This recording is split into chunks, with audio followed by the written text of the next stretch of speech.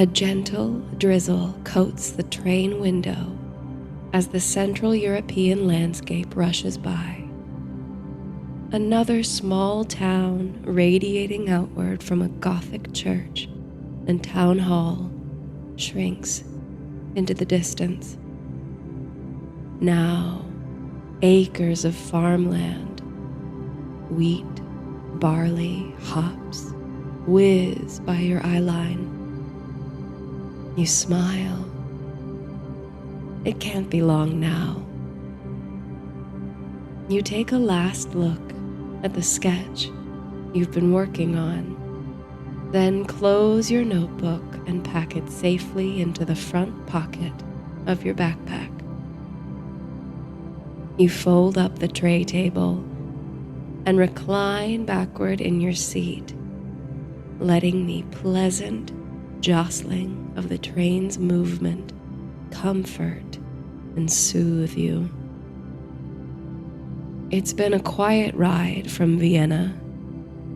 The few other passengers in your car took advantage of the calm to sneak in an early afternoon nap or reading session, like the young man sitting across the aisle from you.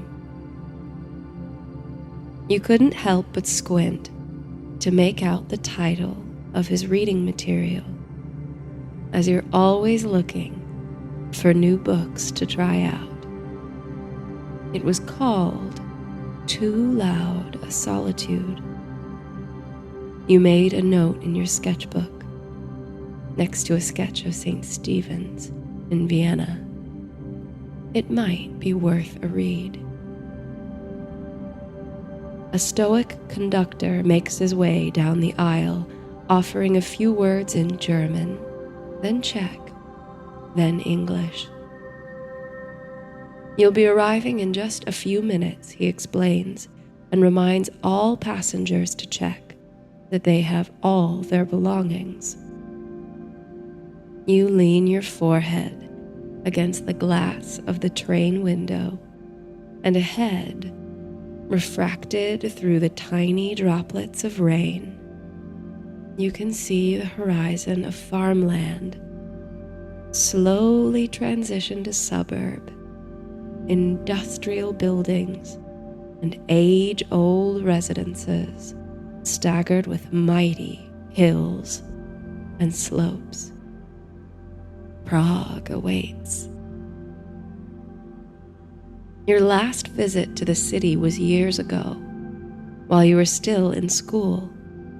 A study tour that immersed you in the language, literature, and architecture of the Czech lands and their capital city. Fragments of the trip have returned to you slowly, like dreams, in these last few months. You think fondly of a visit to the Lenin Wall, a crowd-sourced memorial tucked away on quiet Kampa Island. A wall layered with images and messages of love, peace, and music. An ever-changing, everlasting monument to the beloved Beatle John Lennon. It's never the same sight twice, and it's the only place in Prague where graffiti is not only allowed, but encouraged. As you reminisce, a half-remembered lyric floats quietly through the tunnels of your mind. Something about a tree and dreams and living with eyes closed. Outside the train window, a formidable equestrian statue tops a thickly forested hill. Below, the city of red roofs and Gothic spires materializes, nestled in the bend of her mother river. The rain outside seems to be thinning to vaporous mist in the gauzy afternoon sun. The train trundles round and through municipal parks and commercial veins, offering glimpses of Romanesque, medieval, brutalist, and neo-Gothic architecture, before pulling into the Art Nouveau Hlavní nádraží, Prague's main railway station. As you disembark the train, a familiar fragrance fills your nostrils, the scent of Prague. It's so sweet, so specific, so nostalgic, and yet beyond description.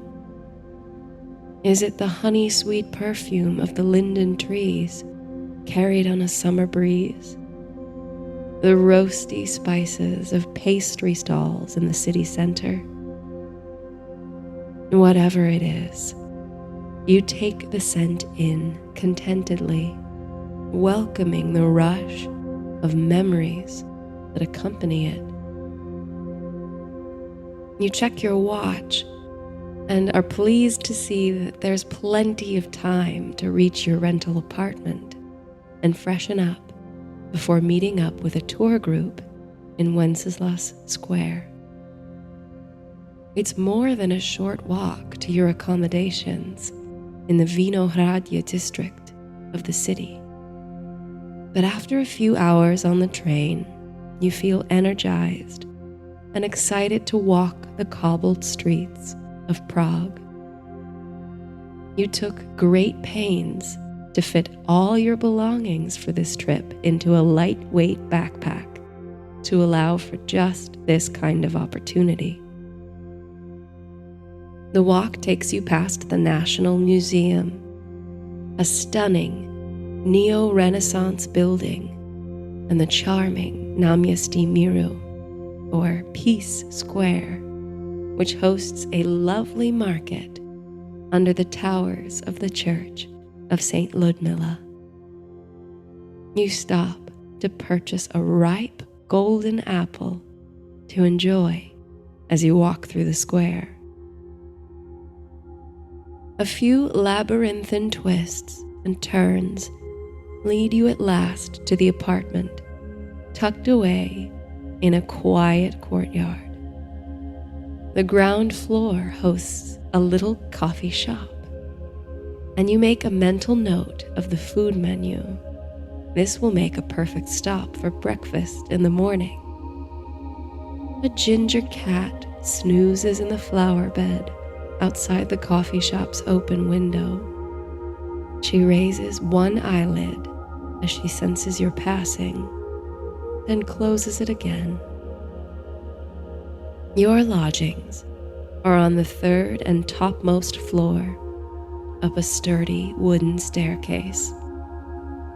You follow the instructions to open the lockbox, then turn the hefty brass key in the lock and enter the space.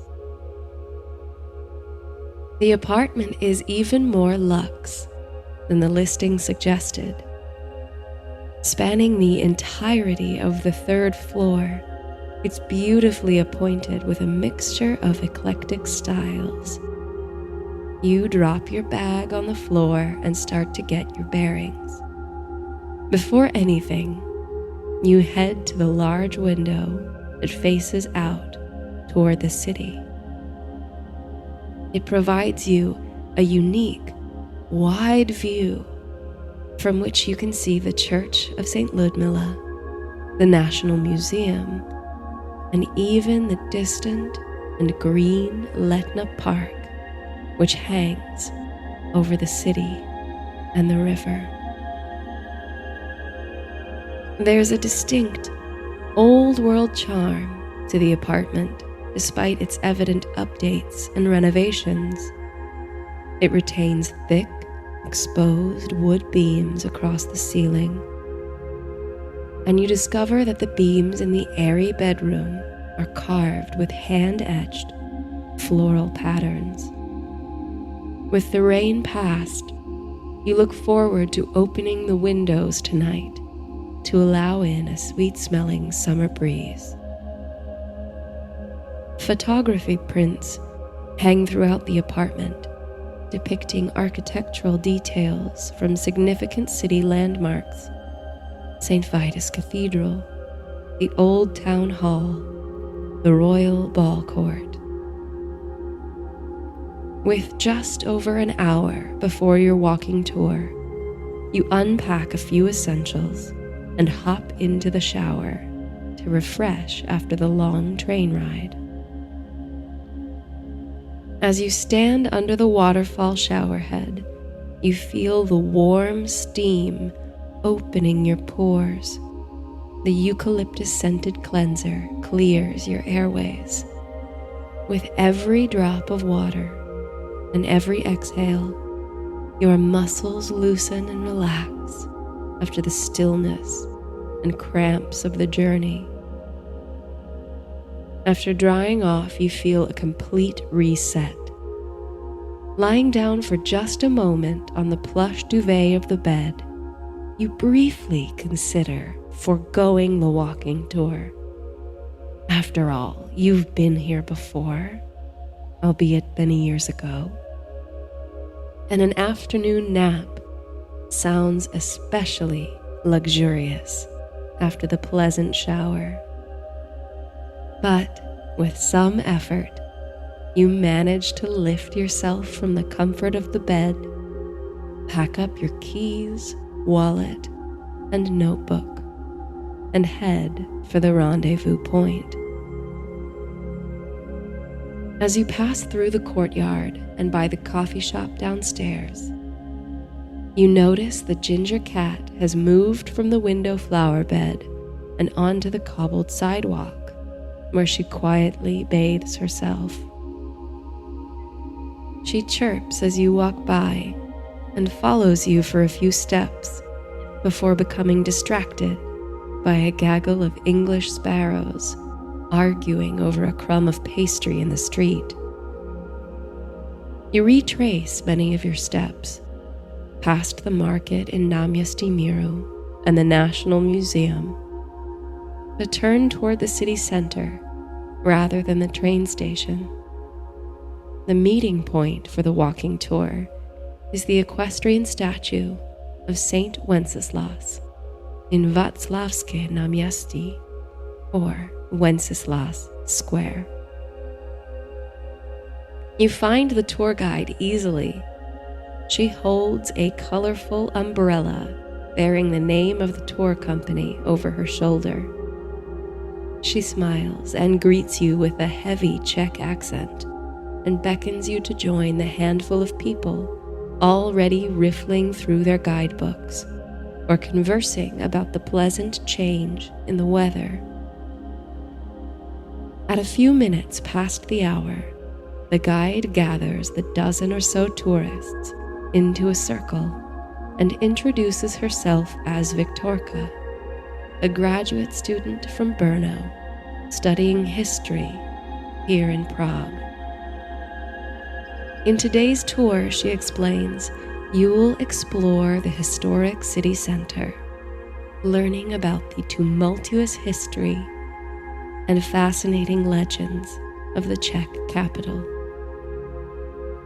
And there's no better place to begin to that end than here, at the foot of the statue of Saint Wenceslas, or Svatý Václav, as he's known by his people. He is, as Viktorka explains, the good King Wenceslas from the Christmas Carol. And at this, an older English couple let out a sigh of recognition and exchange an amused glance. Though Wenceslas was certainly a real person, Viktorka continues, his history is mixed and muddled with myth and legend, making him in a way analogous to King Arthur of the Britons. He lived and served as Duke in the 10th century and became a patron saint of Bohemia after his martyrdom. According to legend, an army of loyal knights sleep to this day under Mount Blanik. And in the country's hour of need, this very statue of Saint Wenceslas will spring to life, rouse the sleeping soldiers, and march forth. In this same legend, the charging Duke will cross the Charles Bridge, an important stop on today's tour, trip upon a loose stone, and reveal the magic sword of Brunsvik. Wenceslas will wield this legendary sword in the defense of his country and people. As Victorka weaves history and legend, you gaze at the face of the statue of Saint Wenceslas. The story does remind you of King Arthur and many other kings under the mountain, resting as they await their people's cry of need. You imagine the statue's face twitching, softening, and stirring into an expression of power and devotion. You picture the horse upon which Saint Wenceslas sits, shaking its head, releasing centuries of stupor to carry on hence. What a sight that would be.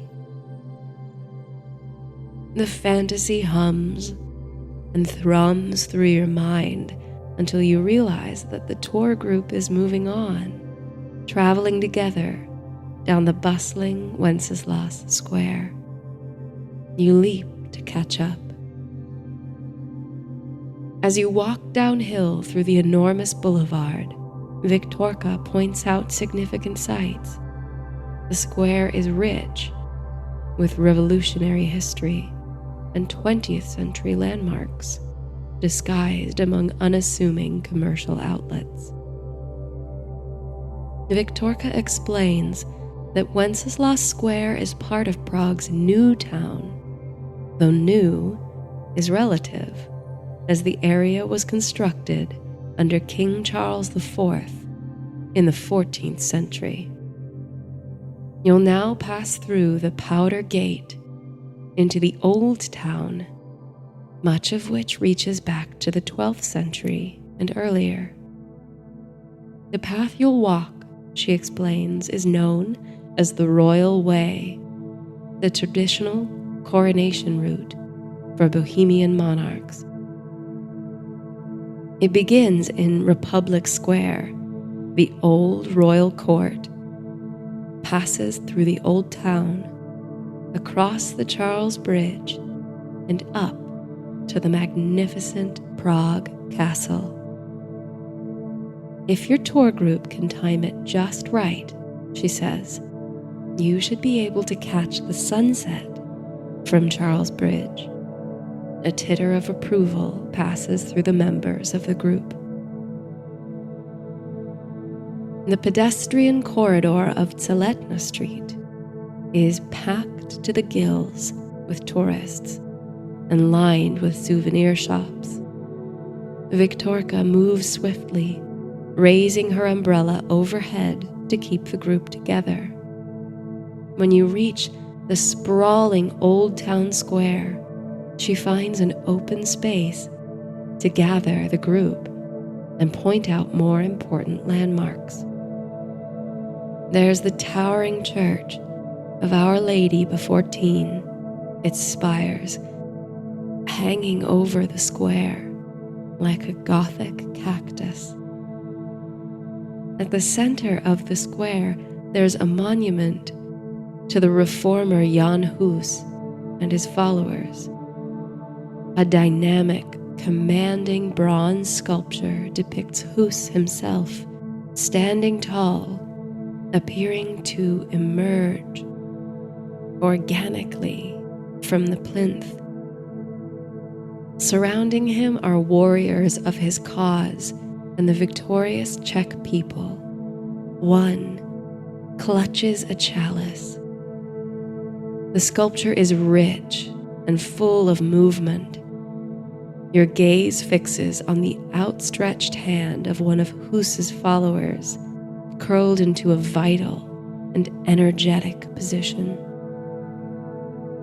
With great emotion, Victorka tells the stories of the Hussite Wars and the centuries-long struggle of the Czech people for freedom of religion, language, and country.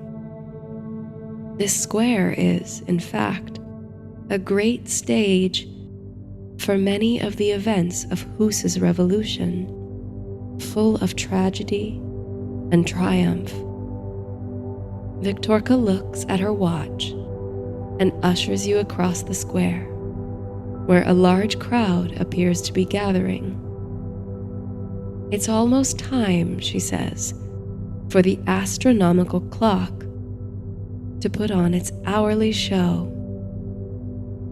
You and your tour companions wait with bated breath, staring up at the breathtaking clock with its intricate face and complications.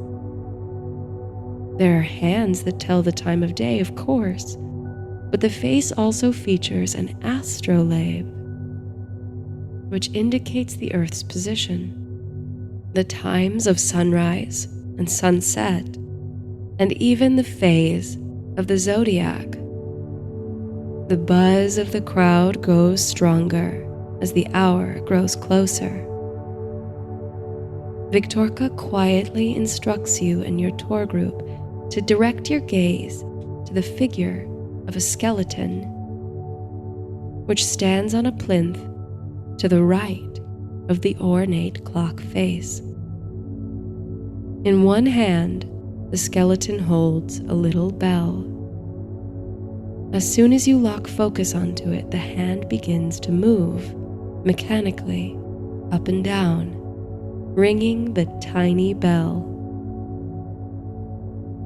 You hear gasps of surprise and delight from the onlookers. Then, above the clock face, two small windows open, and the carved, marionette-like faces of the apostles parade by the window, hands outstretched in gestures of blessing.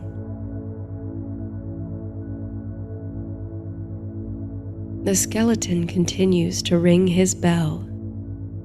The chime of it hangs on your ears with a gentle hum, and you feel a curious kind of prickling at the back of your neck and shoulders, as if a cool breeze has unexpectedly fluttered by.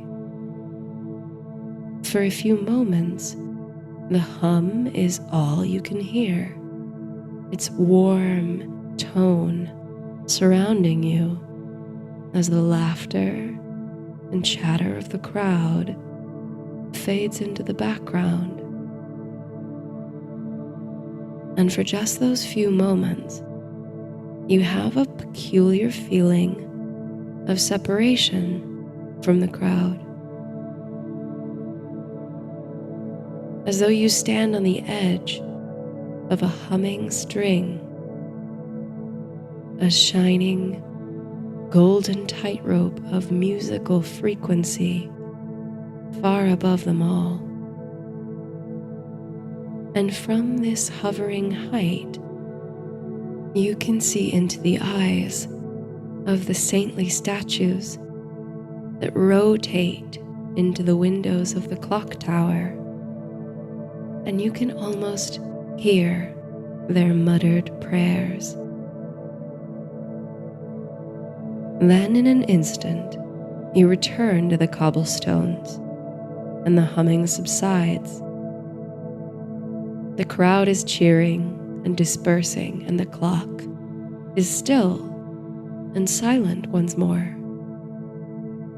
Victorka leads you onward through the labyrinth of alleyways and pedestrian streets, but your head still tingles and thrums.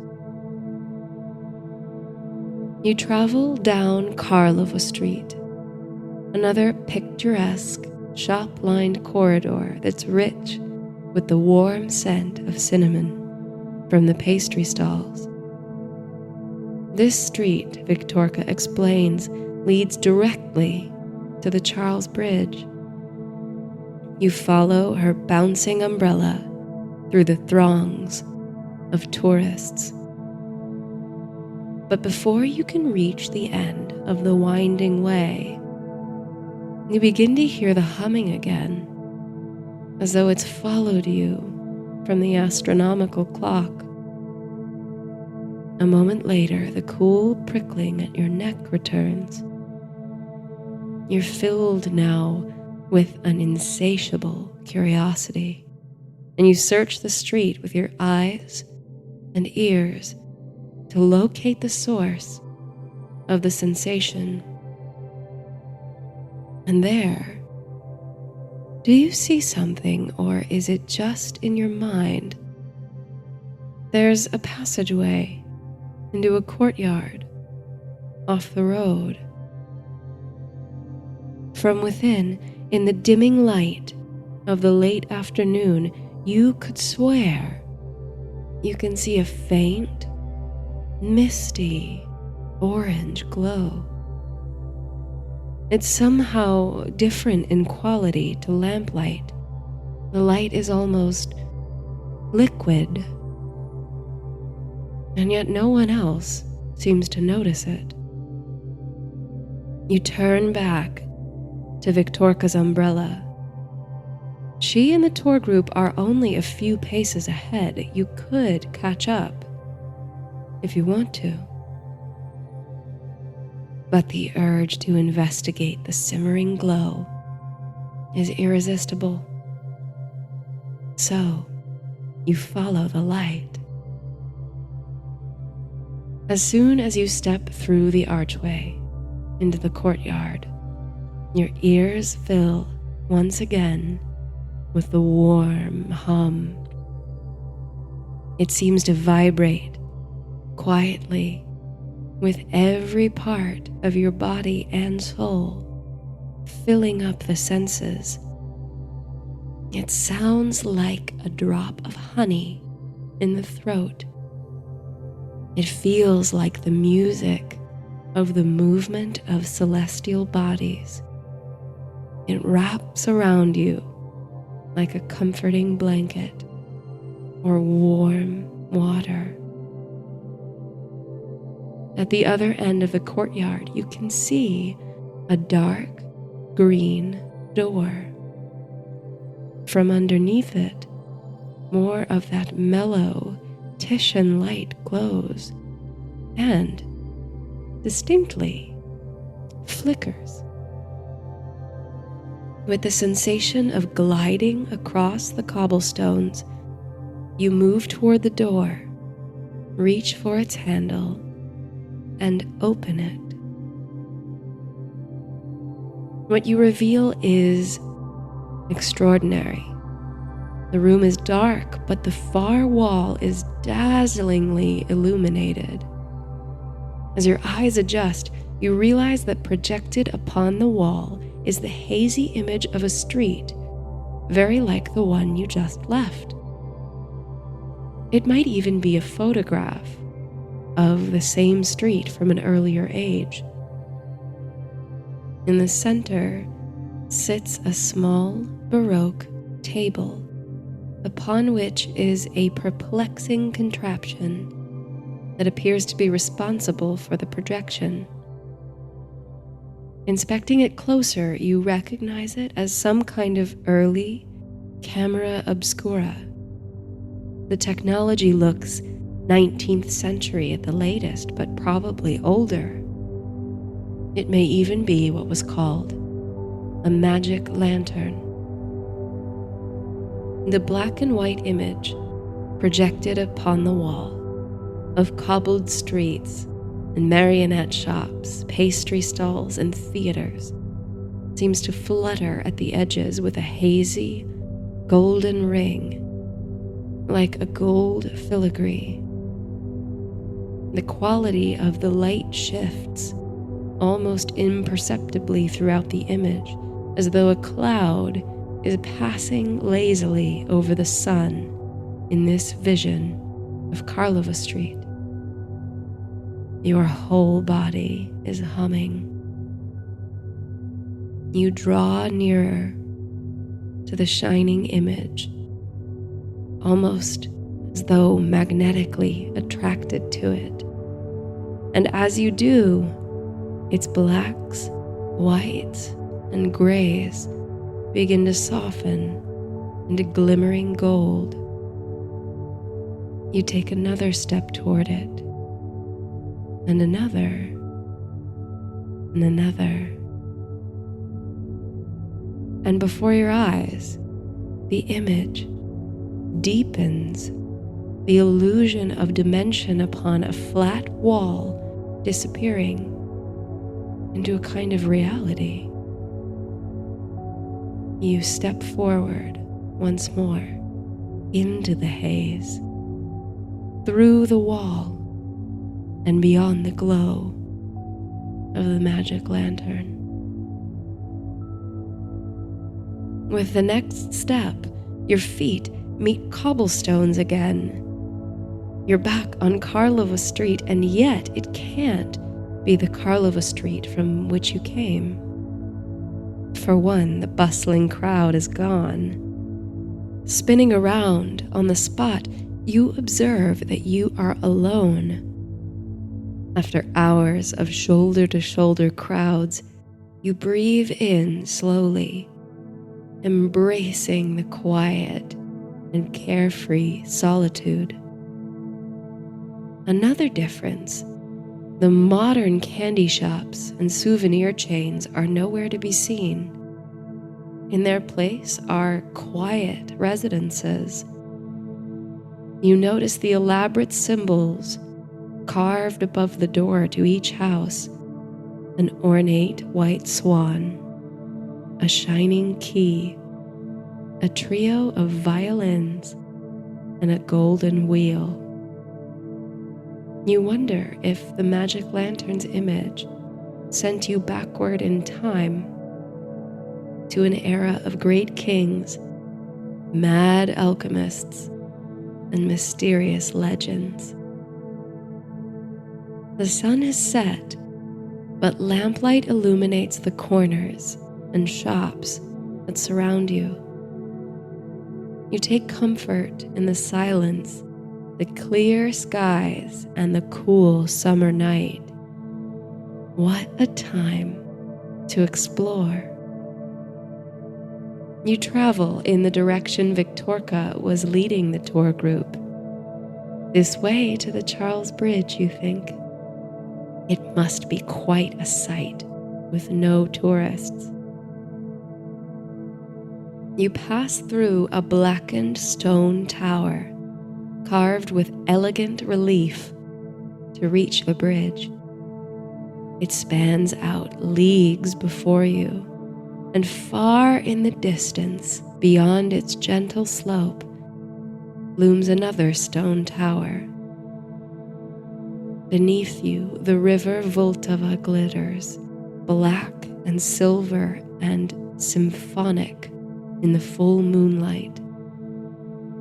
On the other side of the bridge, Prague swells like a wave with towering hills. Above it all, Prague Castle and the magnificent St. Vitus Cathedral are curled like some enormous beast, sleeping, purring, watching over the city. The Charles Bridge itself is lined with dozens of Baroque limestone statues fixed to the balustrade in varying positions. Catholic saints and national heroes gaze down at you as you pass. You can hear the lap and rush of the river below you, and the sound eases your mind. You find a spot to rest against the balustrade, taking in the fragrance of the flowering lindens in the moonlight. Looking back in the direction you came from, you are moved by the sight of the tower gate and the statues silhouetted against the night sky. In the ghostly calm, the statuesque figures almost seem to sway gently to the music of the flowing river. Then, looking over the edge of the bridge, you see another statue mounted just below you on its own tracery-carved pillar. A knight, clad in stone armor, holds a golden sword, which gleams as though charged by the moon glow, reflecting the movement of the water beneath. There's something instinctively familiar about him. And a moment later, you remember that this is Brunsvik, the Lion Knight of Bohemia. Angling your head, you can see that around the statue's feet, a stone lion is curled. In the legends, Brunsvik was traveling through the forest when he came upon a lion who was under attack by a dragon. In slaying the dragon, Brunsvik accidentally cleaved the lion's tail down the middle. But the lion's life was saved, and thereafter he became the knight's beloved companion. The story was the legend behind the national seal of the Czech Republic, a two-tailed lion. The sword in the statue's hand, then, is the one St. Wenceslas will carry into battle in his country's time of need. Lost in thought of these companion legends, you turn your head just as you perceive subtle motion from below you. You look back at the statue of Brunsvik, which stands perfectly still, a trick of the low light and shifting water, you think, as you prepare to move along. But there it is again, a subtle, almost imperceptible movement in the statue's sword arm. You fix your gaze upon Brunsvik now and squint as you peer below the armored helmet into the statue's eyes. And there, the eyes blink once, twice, then lock with yours as the statue moves its head. Brunsvik gives a slight, deferential nod to you, which you take as a sign of respect. Your heart is caught in your throat as you notice the soft, slow rise and fall of the belly of the sleeping lion. The statue is alive. Brunsvik lowers his sword, then slowly, deliberately turns it around so that the handle faces outward. He kneels, holding the sword delicately in his hands, the hilt toward you. After a moment's hesitation, you reach out your hand toward the hilt. A rush of images enters your mind, a fleet of knights at your back, a galloping horse beneath you, the clouds parting to let in the sun. It's just a little bit beyond your reach. You lean forward, stretching your hand out as you slide on your belly against the balustrade, just a little further. Your hand never meets the hilt of the gleaming sword. As you reach and lean against the side of the bridge, the humming sensation returns, and you feel your limbs plucked and pulled as if by golden strings. Like a marionette, an unseen force pulls you upward, away from the water and up over the bridge, toward the silvery moon.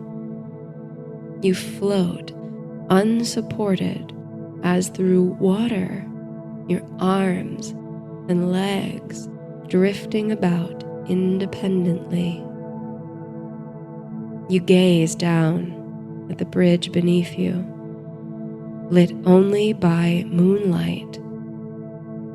You can see a solitary figure marching slowly down the length of the bridge. A sword is sheathed at his hip, and behind him a sleepy lion follows, uttering a low grumble as he drags his heavy limbs. In Brunsvik's wake, one after another of the statues on the bridge step carefully down from their platforms and join in his contemplative walk. Soon they too are silhouettes against the lamplit city. You wonder if statues all over Prague are coming to life, strolling, reveling, dancing in vacant moonlit squares. Drifting lazily above the scene, you begin to swim across the sky.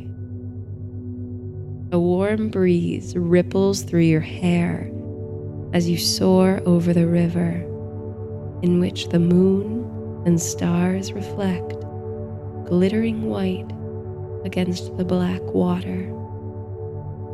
You coast along a stream of warm air. Before long, you have enough balance and control that you feel as though you've always had the ability to fly. You only needed to take the leap of faith to discover it. A shimmering golden haze seems to blanket the city below you, rising like steam from gas lamps in the alleyways. You soar over red rooftops, copper cupolas, and secret gardens toward the castle on high. You touch down before the stately towers of St. Vitus Cathedral, which spiral and blend into the black sky. Above its pointed archways and heavy doors, illuminated by lamplight, gilded mosaics depict archangels and religious scenes. Higher still, a delicate rose window, looming gargoyles, intricate Gothic tracery. You kick off from the ground once more and rise into the air, soaring around the towers and buttresses of the cathedral.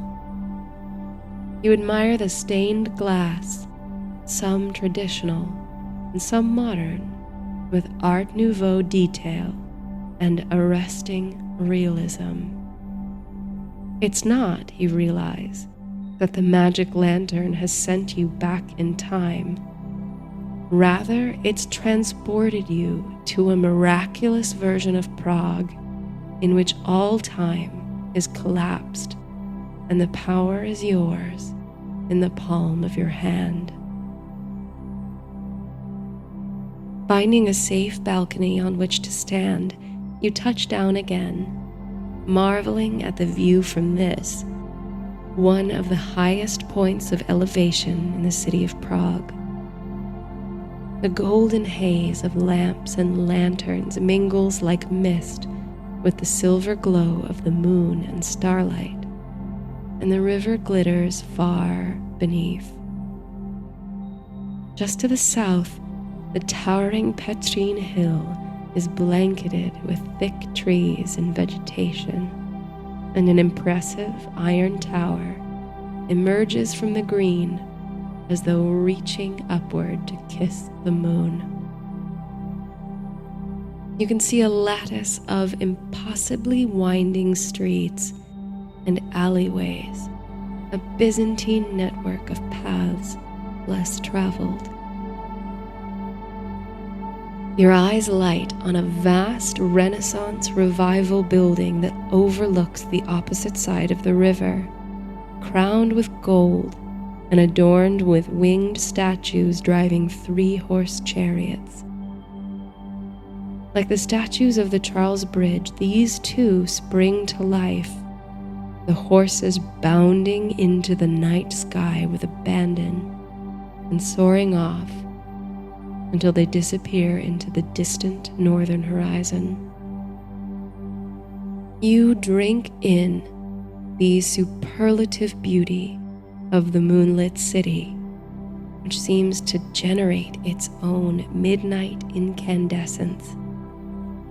As lovely as it is by day, with its outdoor markets and attractions, Prague is, in your estimation, night blooming.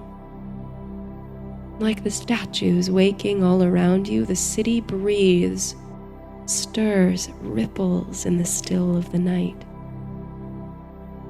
You breathe deeply, inhaling the sweet perfume of lindens carried on the night breeze, and try to align your breath to the subtle sweep of the earth, the rolling hillside.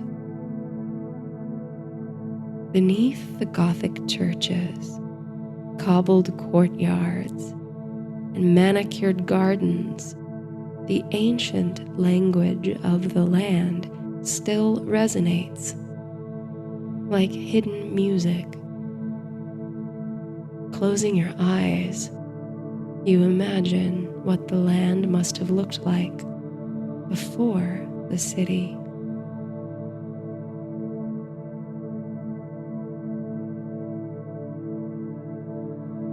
You open your eyes and behold a quiet, untouched, natural landscape.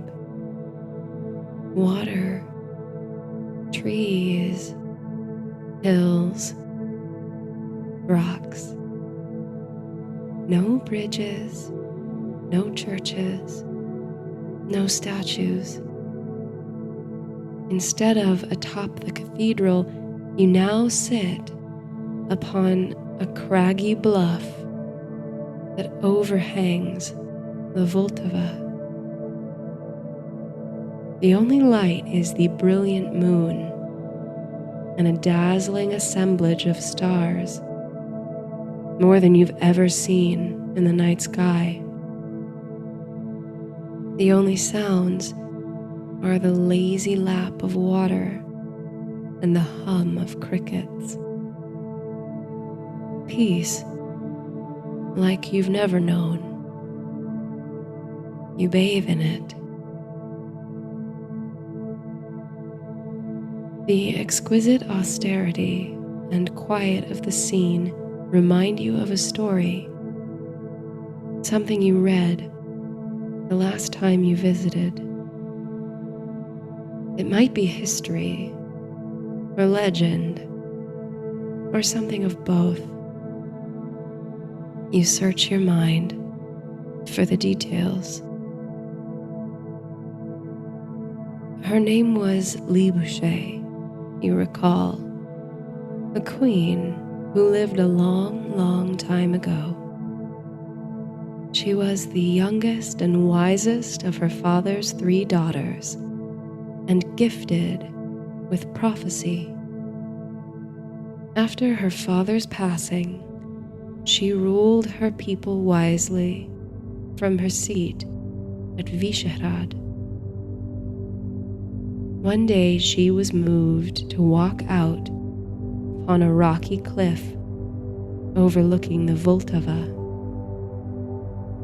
In the golden glow of the sunset, Libouche envisioned a great city one whose glory would touch the stars.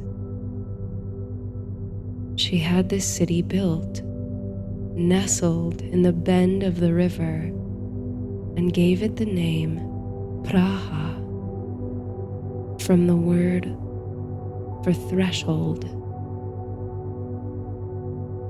I see a great city, you utter, your words hanging in the sweet silence,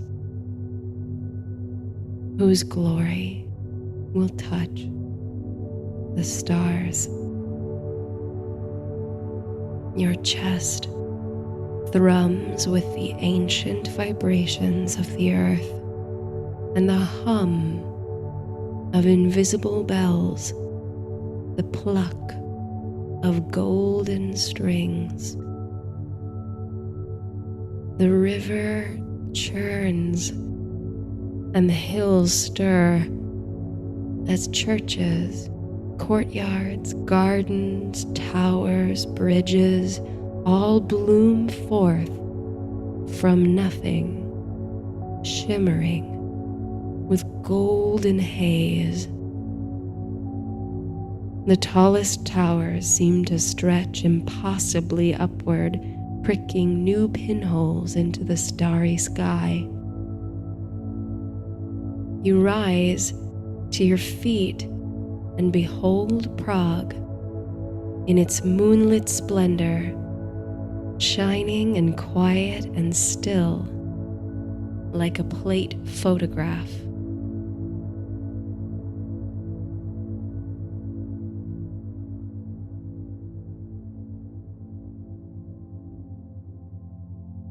As the hum recedes and you get your bearings, the image before you of a city reborn reveals itself as just that, a photograph projected upon the wall of a dark room by a magic lantern. You reach toward it, and your hand meets the cool plaster. You step out, back into the courtyard, and your eyes adjust to the purple twilight. Beyond the archway, you can hear the bustle of tourists who move like a wave toward the Charles Bridge.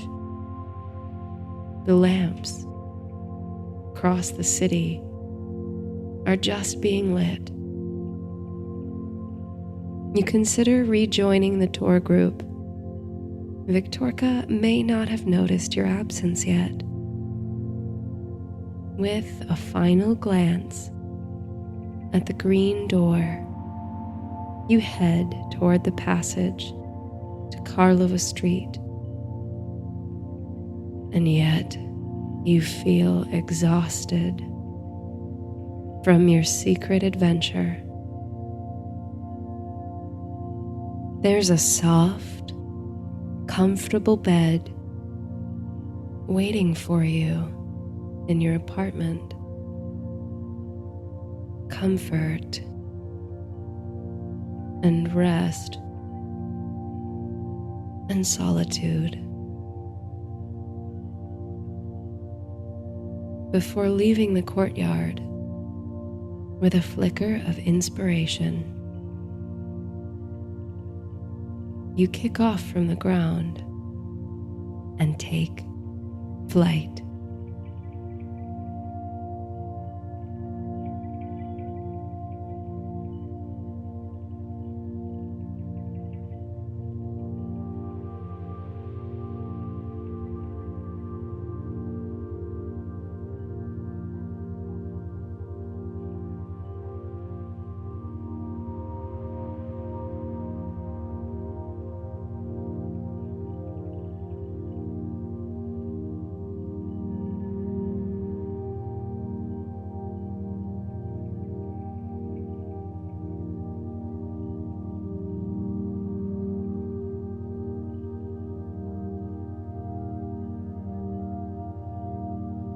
steam and whistle on the evening air.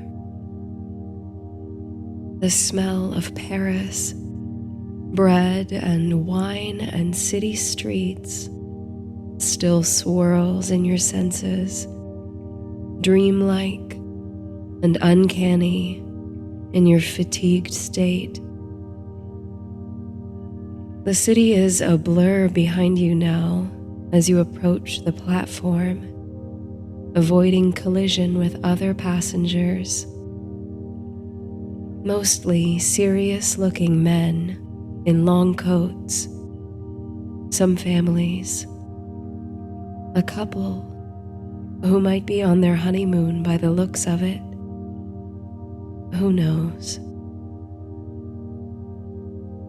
Paris was not the success you'd hoped for. No stop on this whirlwind, globe-trotting adventure has been. You feel the rigidity and creak in your muscles with every step. If you could only sleep. That's what you've been after all this time. It's been so long since you slept. The days and nights blend into each other, blurred at the edges and hopelessly entangled. The way cream goes into a cup of coffee, pure and white and separate, then is stirred into the black liquid and sublimated so. The harder you try to stir the other direction, to separate the cream once more, the more seamlessly it dissolves into the coffee. Thus, the harder you try to pull the individual threads of your days, weeks, months of travel and searching, the more entwined each moment becomes with the larger, nebulous thing, the coffee cup of your memory. Somewhere in the tangled threads are flashes and images from your search so far. The smoke-filled rooms and burning sage in New Orleans, the gentle music of a woman's voice, an herbalist and priestess who swore she could brew you a sleeping tea.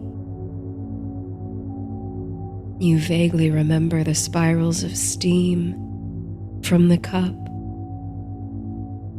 the flavor of anise and peppermint and something else, impossible to identify.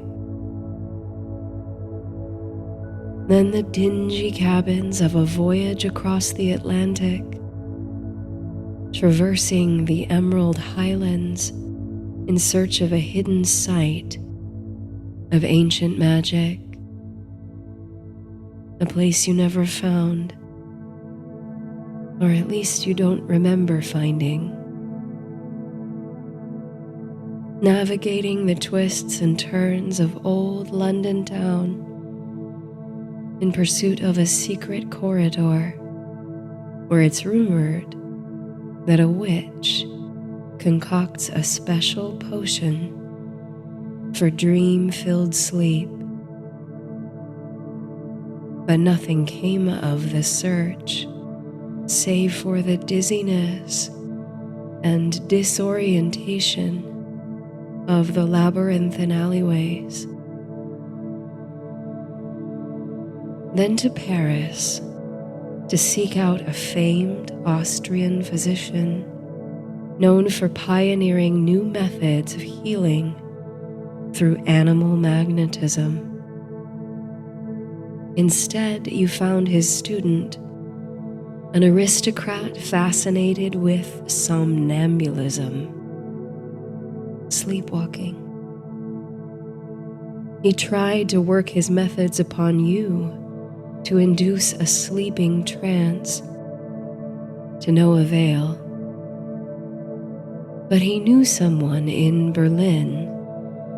At least, those were his last known whereabouts. The man was something of an adventurer with seemingly limitless wealth and ambition.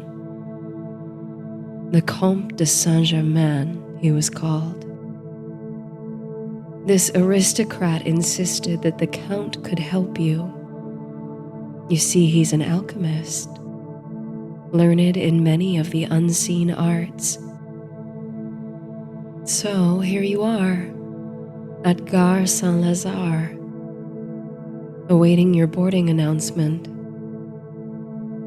There's an enormous, elegant locomotive, hissing billows of steam at the platform so it appears suspended among swirling clouds, like a dream of steam.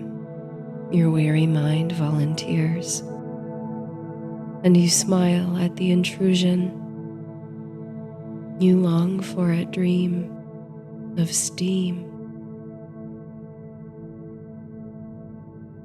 Finally, it's time to board the train, and you cut through a cloud of steam to ascend the steps to the passenger cabins. You pass through the bar car and down the narrow passageways along private compartments, hoping to find an empty one. It's your lucky night, for you find one quickly and snag it before another passenger comes along. Not a sleeper car, but one with seats comfortable enough to pass the hours.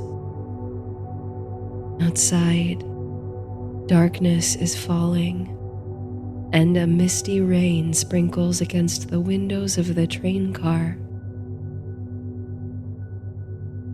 There's a long ride ahead of you, and you're anxious for the train to begin moving, but it takes some time for all the passengers to get settled. You begin writing in your journal. It's more of a log of your travels, all broken into fragments and phrases, keeping track of where you've been, when you've been there, and what you've found. It helps you remember amid all the fatigue and disconnectedness. You jot down what you remember from Paris. Simple words, names, and sketches of your stay. Were you there a week? A month? More? It hardly matters. You remember the marquee and the sleepwalking study. You remember how the light fell in many-hued ribbons through the stained glass at Sainte-Chapelle. You remember the darkly sweet fragrance of Bordeaux wines and the taste of flaky French pastry. You look up from the page a moment later, or several moments, or several hours perhaps, and you're startled to meet a second pair of eyes straight across from you in the train compartment. Brown eyes that shine in the dimness. When did the train begin moving, you wonder, as in your periphery the darkened French landscape flies by? When did someone enter your compartment? She's sorry to have frightened you. You seemed so lost in your work that you didn't even notice her come in, and she didn't want to say anything to disturb you. The train was full, you see. This was the only open seat. And you don't have the heart or the energy to protest. You fold away your journal. Your memory is failing to call up any other details anyway. There's silence in the compartment, save for the chugging sound of the train trundling along the tracks. It's soothing, really. Almost soothing enough to fall asleep to. As you stare out the window at the whizzing landscape of French countryside, bathed in pearly moonlight, you sense that the woman's eyes are fixed on you. You can feel the warm intensity of her gaze. You steal a glance back at her to confirm. She's dressed all in black. She looks well off, you suppose, with a black lace veil pulled back over her head, a high neckline, and a curious necklace at her collarbone. It's an oval locket with a gilded, decorative frame around the watercolor illustration of an eye. You've never seen its like before. It's strange in the first place to see her traveling alone. Then again, you suppose you're traveling alone. And what's really so strange about that?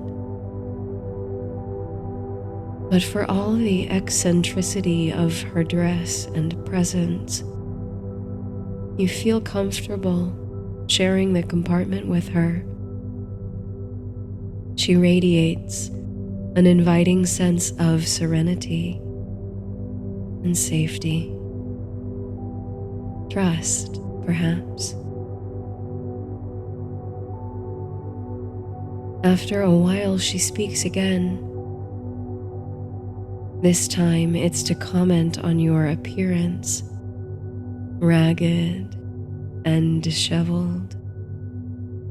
You've been on the rails, ships and roads for too long, and your clothing is fraying at the seams. You only brought so many items with you. After all, you thought you'd be home by now. But there's a kindness in her voice, compassion and insight. She sees how exhausted you are. Her accent is neither French nor German as far as you can tell. Maybe Belgian. Your mind is too waterlogged to decipher it and understand her words. So you refocus your energy. She's introducing herself. Her name is Viviane, and she might be able to help you. You're skeptical. You don't tell her all the details of your fruitless quest so far, but suffice it to say, you've sought out sleep remedies from the most recognized minds across the world, from magic and science alike. You're off to Berlin to meet a famous alchemist as a last resort. No herb, no tincture, no treatment, no process has yet done the trick. You fear you'll never sleep again. Viviane's eyes are soft and sensitive. She understands. But then, with these hours to pass along the railway, Why not give her method a chance? She can lull anyone to sleep within 10 seconds, or so she says. You don't answer straight away. It's odd, isn't it? An uncanny coincidence that a stranger should take the last empty seat on a train in your compartment. And this stranger should claim to possess the very thing you're looking for. Sometimes you wonder if all of this journey has been a long and winding dream. If you've sleepwalked across oceans and continents, and fatigue has only followed you to the realm of dreams. Now you smile again at the things your mind likes to call up in moments of uncertainty. Who was it who had the idea of a realm of dreams? A metaphysical plane we visit in our sleep, leaving our bodies behind. Another world. What a notion. And now, suddenly, it doesn't seem a strange coincidence, this Viviane and her mysterious method.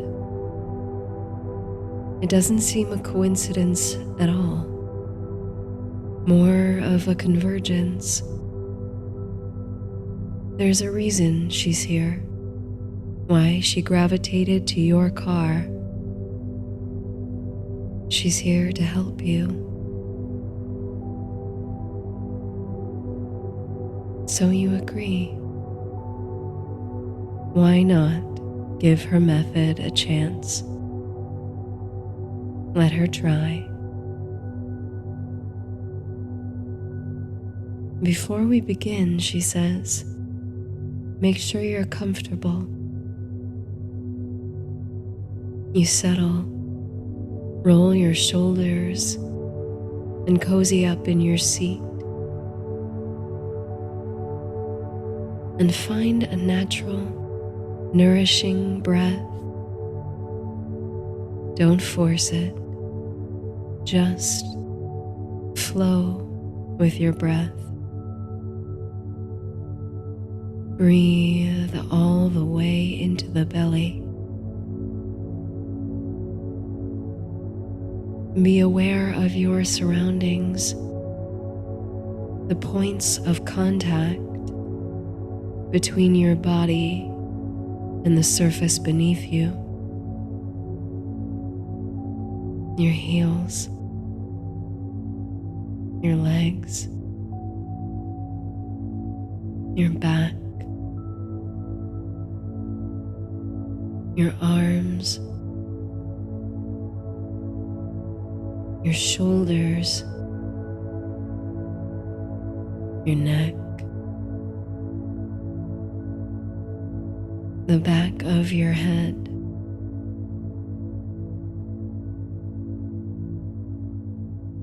Feel the gentle movement of the train and listen to the sound of the engine. The train on the tracks.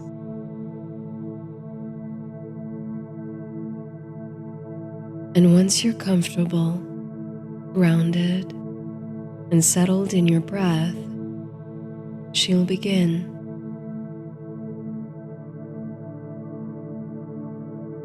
Are you ready? Viviane gestures to the locket around her neck and instructs you to focus on the illustration of the eye She begins.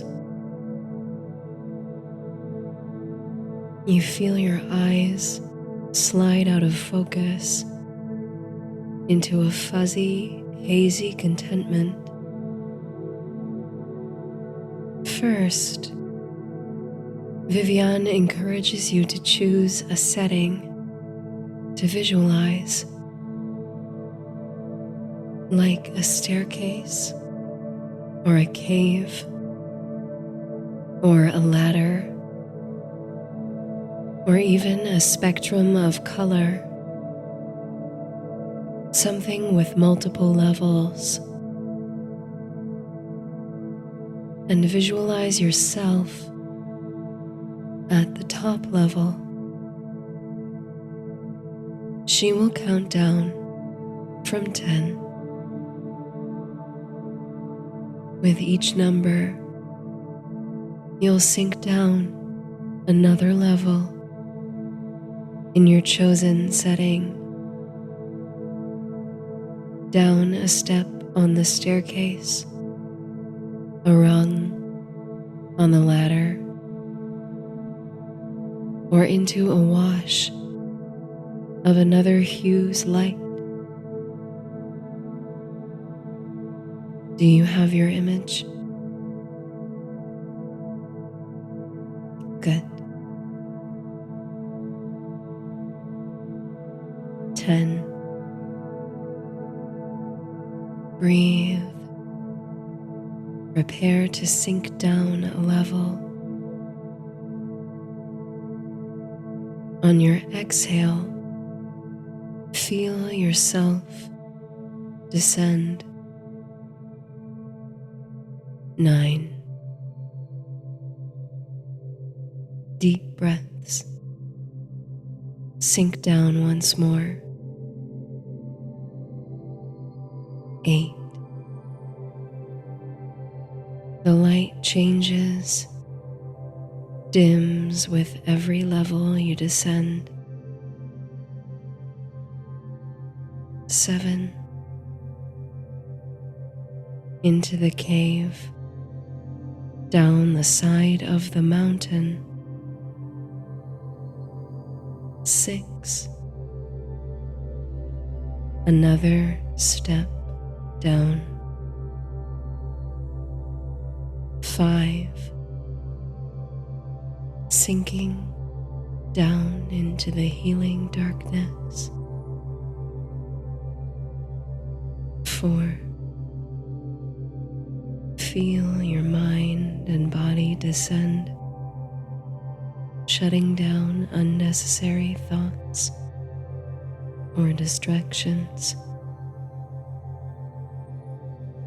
3. Sink lower, deeper down. 2. On the exhale, descend. 1.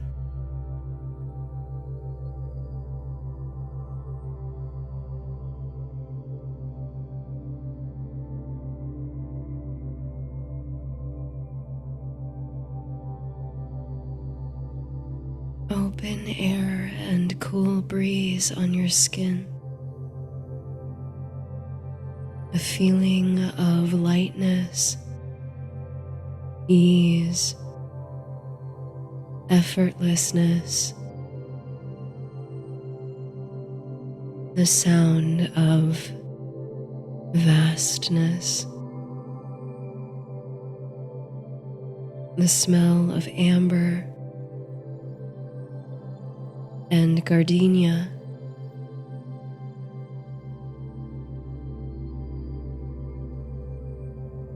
Your vision returns as your eyes slowly focus. Where am I? You hear yourself say.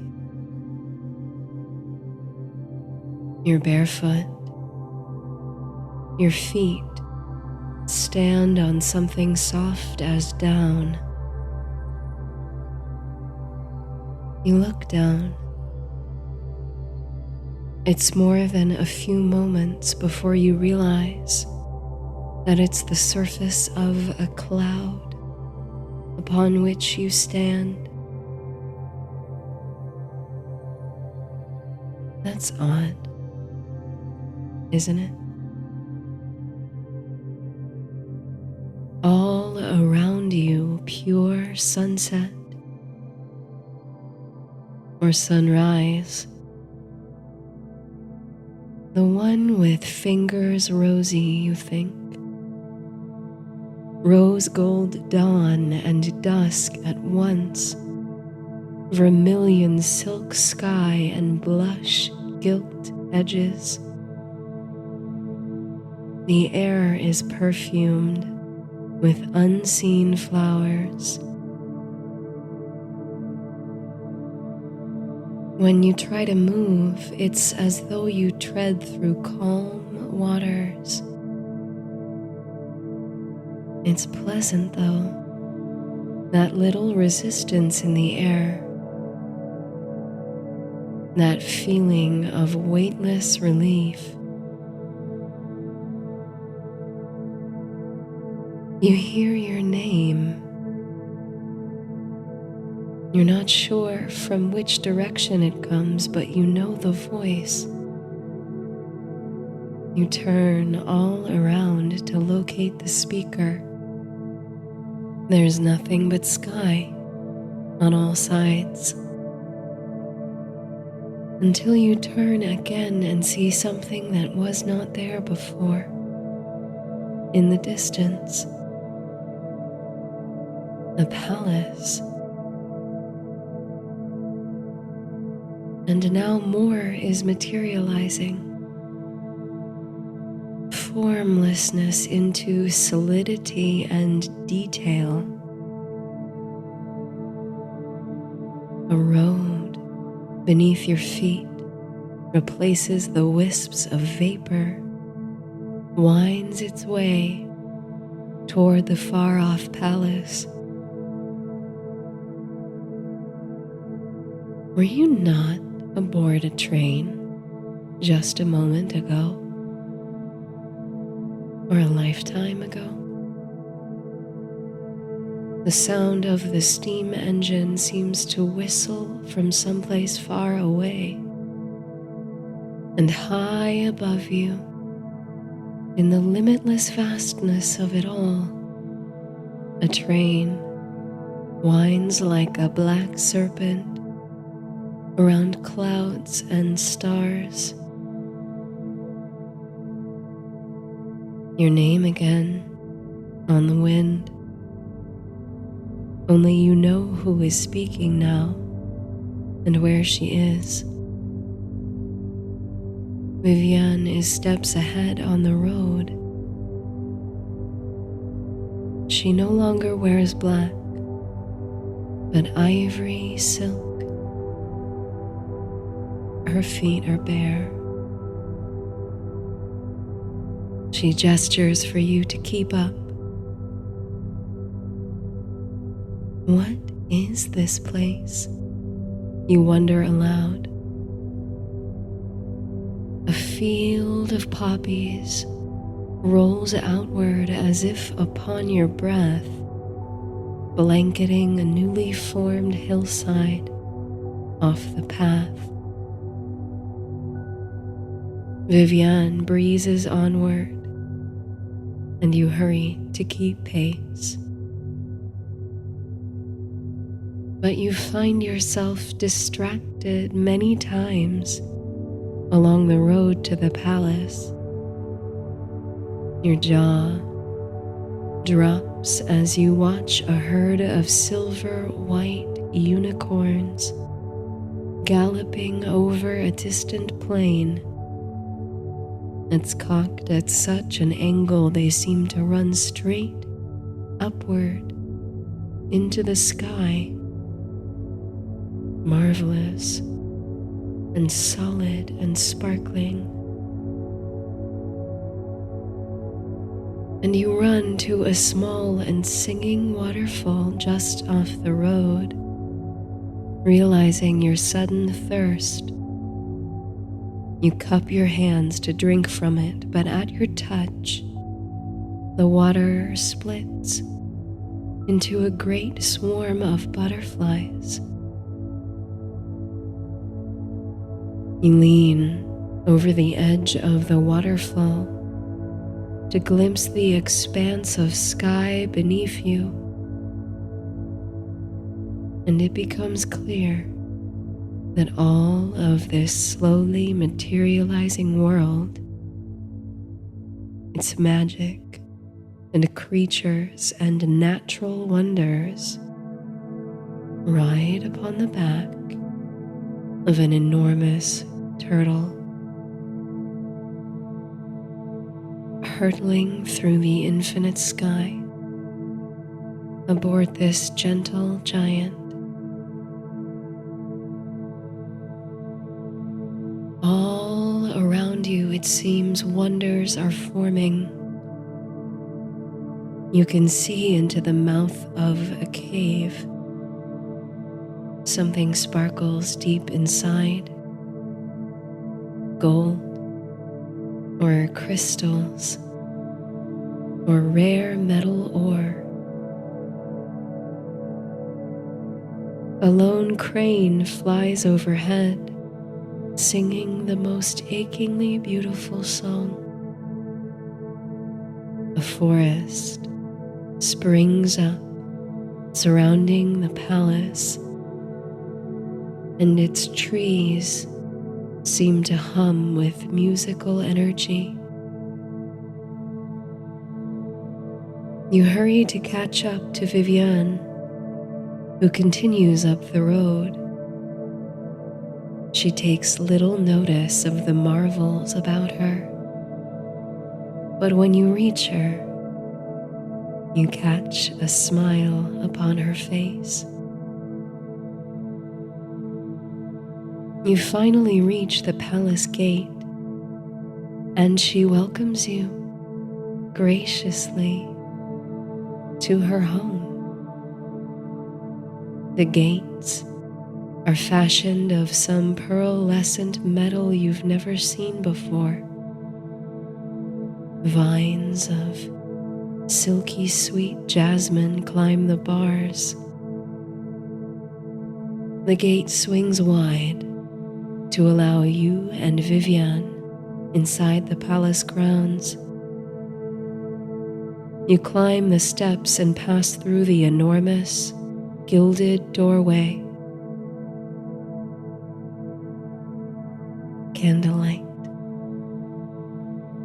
high ceilings and gilt frames, and a long, seemingly endless corridor stretching out into eternity. The hall is lined with artworks, surreal and magnificently alluring, some almost recognizable as great works by the master artists, but ever so slightly distorted from what you remember. And doors, each door unique and distinct. What is this place? You ask again, hoping for an answer this time. And Viviane does answer. You've been here many times, she says, but you always forget. You couldn't possibly, you protest, a land of unicorns and turtle gods and flying trains. It's the land of dreams, she explains. It's the place where dreams come to life and where they live on, even after you return to your waking life. What a notion. Before you know it, she's pacing down the hallway, You hurry to catch her passing a blue door carved with the image of a splendid tree and a green door in the shape of a perfect circle. You must know more. Viviane tells you she's the steward of the realm. She watches over all the creations of all dreamers everywhere. She preserves the halls of dreams. She catalogs them. She cares for them.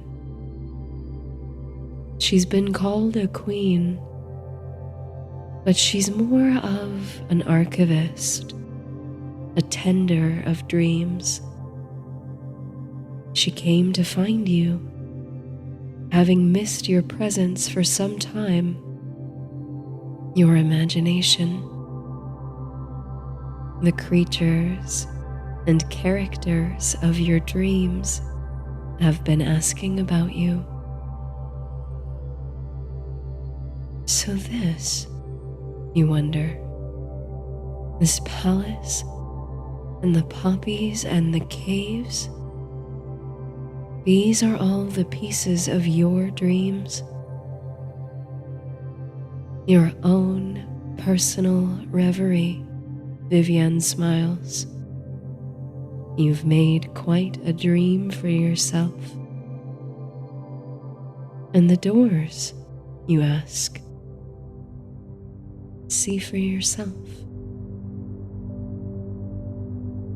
You approach a door on the right. It's painted a deep purple hue, and at the level where a different door might have a brass knocker, there's a glass or crystal sphere perfectly embedded in the wood. You try to look through the crystal with your eye, but the image beyond it is too distorted to make out. Beyond flickering lights and subtle movement, you swing the door open to reveal a dimly lit room, candles and a fireplace, strewn with cushions and armchairs and small tables laden with tarot cards and teacups. You look upward, but instead of a ceiling you see only sky, moon and stars. You vaguely recall sitting at one of those tables, deciphering messages in your tea leaves. But that was a dream. One door reveals a mist-shrouded hillside, a circle of stones lit by a will of the wisps. Another door leads to a vast, impossible library. Another opens onto a deserted castle hall, at the center of which is a round table. One more opens into endless space, swirling with the stardust of a colorful nebula. With each door, each realm revealed, something stirs within you. Some mythic yearning or deep, enlivening familiarity. Each mysterious setting feels like yours, a place you once called home. There's an emotion you can't readily describe, something like homesickness or nostalgia, a vague longing, and at the same time a quiet sense of peace. You come to a point where you know what will lie behind the door before you open it, as though a whole other life is returning to you piece by piece. Your heart is very, very full. You continue down the hallway. Every time you think you've reached its end, a new length of corridor materializes as the candelabras spring to life. Viviane is no longer by your side. She might have gone to tend to another dreamer or to rescue another sleepless soul. You're not worried. This is your dream after all, and you'll surely meet again. But you slow down. You could go on like this forever, opening doors, unveiling realms, revisiting past dreams. Or you could stop moving for once, settle down, give yourself time and space and grace, and let a new dream come to you, wash over you, restore you. You close your eyes and center your breath and slow yourself down. And when you open them, you see that the stretch of corridor before you now leads down a set of stairs. Candles light the way still. At the bottom of the steps, there's a new door. It's nondescript for now. No clue as to what lies beyond it. You take a step down and another step, with each step sinking down a level, deeper and deeper down. 10, 9, 8, 7, 6, 5, 4, 3, 2.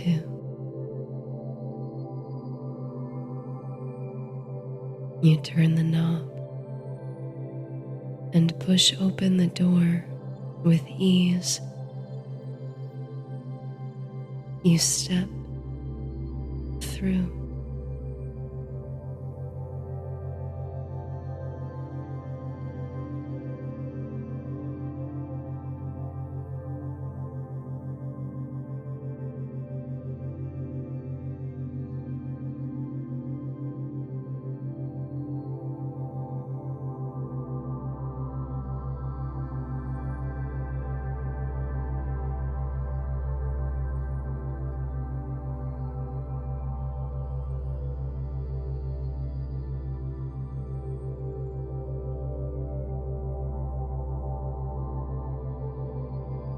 The sun is barely breaking in the east, over a swell of hills and glittering spires. You traveled through the night, feeling with every inch you drew closer to the city its magnetic allure. Now it's in your sights, the castle, a sprawling golden citadel atop a towering crest. The exhaustion you feel from the lengthy journey seems to be swept into a crescendo of joy and adrenaline. Your heart feels drawn, enchanted toward the castle. As you wait for the sun's auric rays to reach you and warm your face, you soldier on, pulling your traveling cloak about your shoulders. A subtle dampness accompanies the dim of the morning, giving you a little shiver. The chestnut gelding who pulls your cart grows wearier with every step. Just a little further, you assure him. Oats and apples and a warm stable await. You carry inside your cloak a scroll of parchment loosely rolled. Your fixation on its presence creates a physical awareness, almost a kind of warmth at your chest. This scroll is your key into the city. The Emperor Rudolph has issued an imperial summons.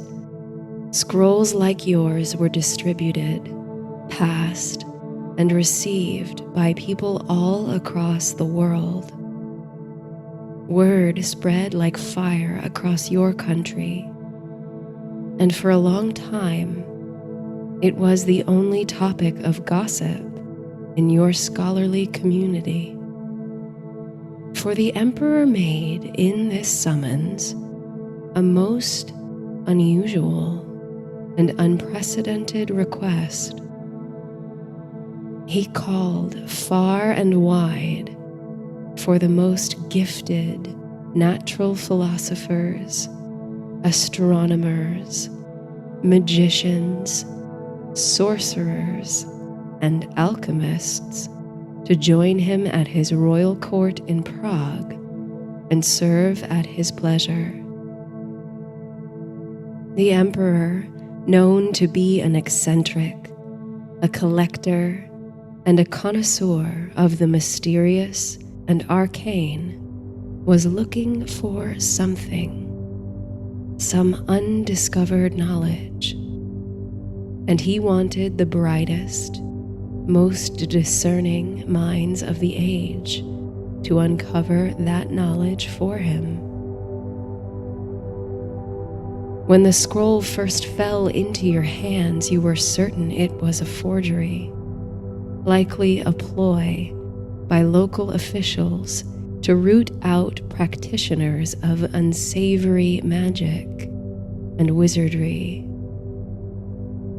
For many years, you've toiled and studied in the shadows under the guise of studying philosophy toward your true ends. Alchemists, like yourself, are generally unwelcome, frowned upon across the continent. But on a pilgrimage to a nearby city, you encountered many who knew of the Emperor's call and could vouch for its authenticity. An emissary of the Emperor had, it seems, come through the city to declare his intentions. Not long after, you packed your few earthly possessions, including your astronomical instruments, a few hand-scribed copies of important alchemical texts, and your small store of oils and spirits into a rickety cart and prepared your trusty horse for the long journey. The trip, on horseback, has taken several days. You passed one evening at a candlelit inn on the King's Road called the Green Door.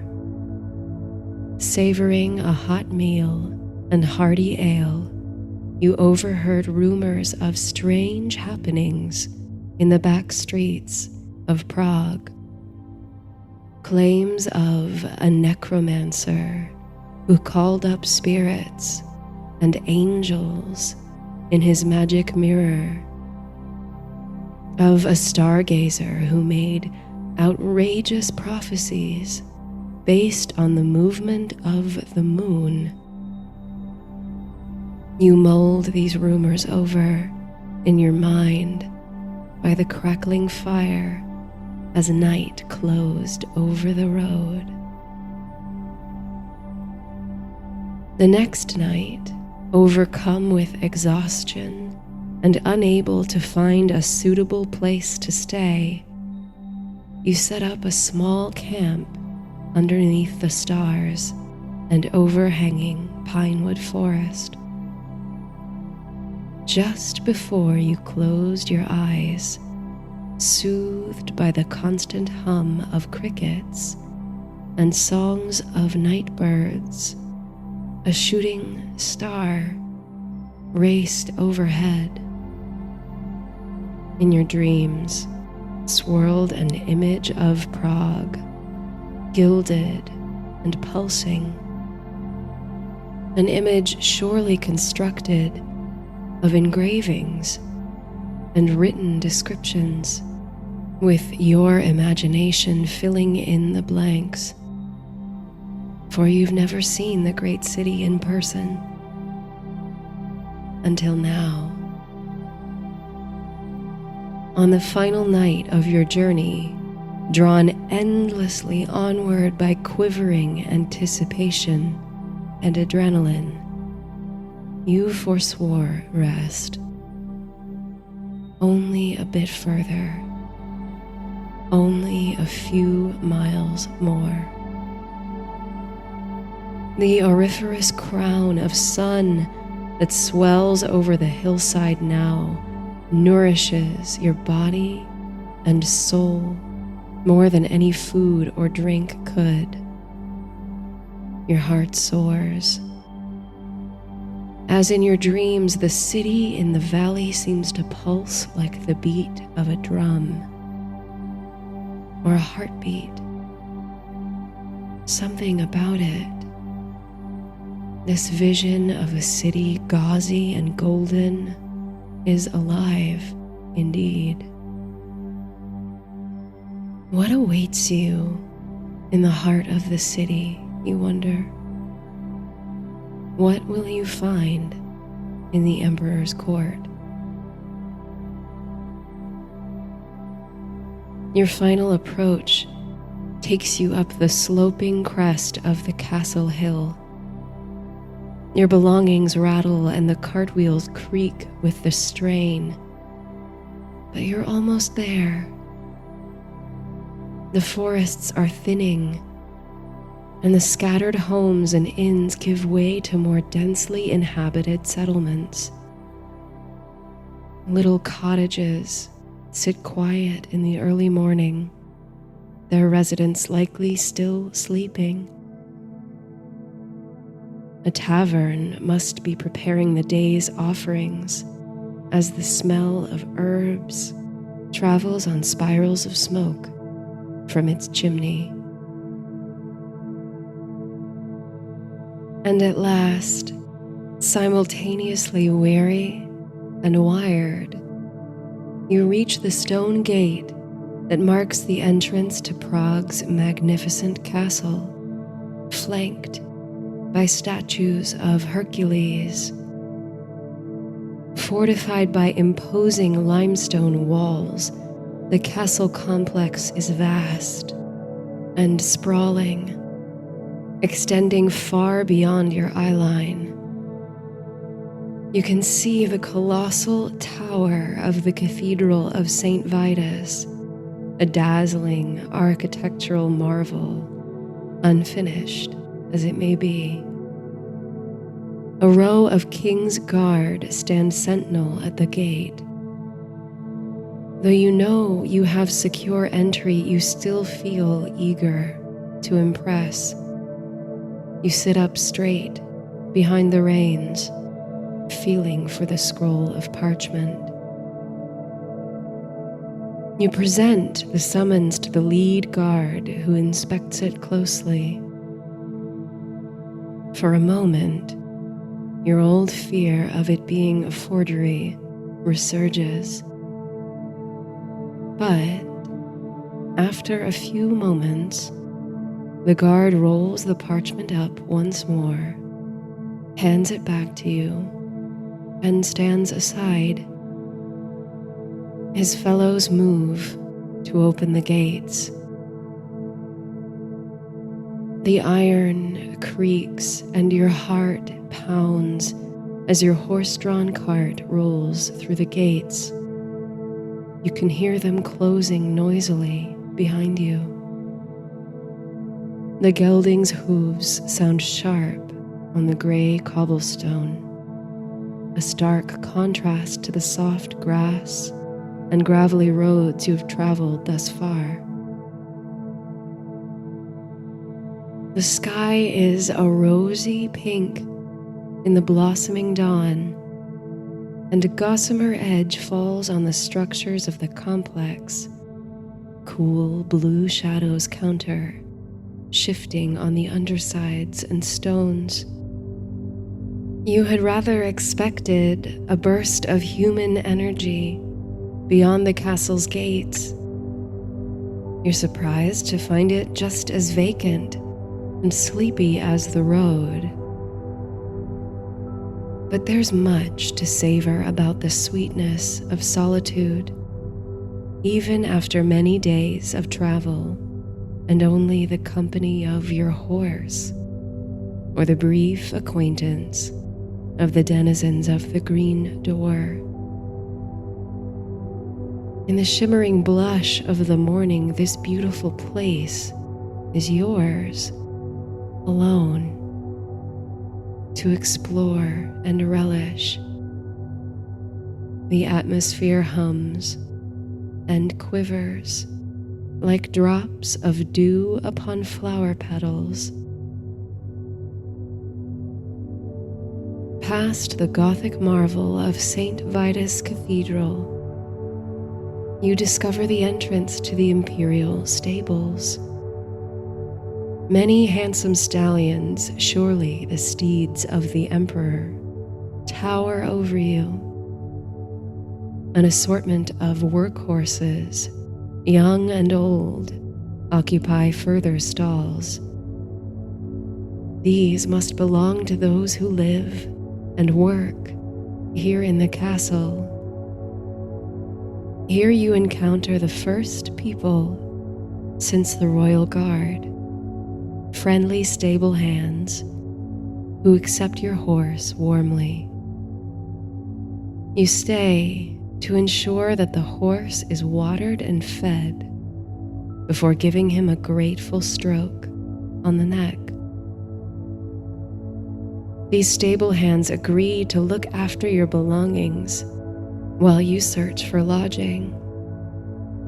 For a handful of coins, they even agree to deliver your cart when you do.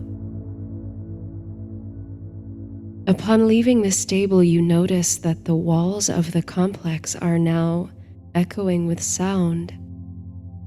The castle must be waking up.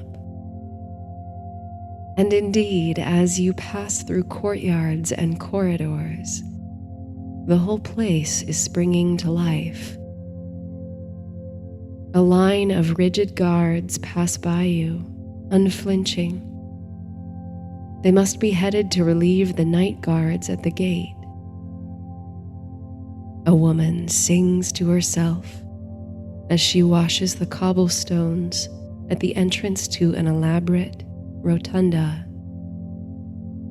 A steady stream of people enter from the direction of the gate, wearing hopeful expressions.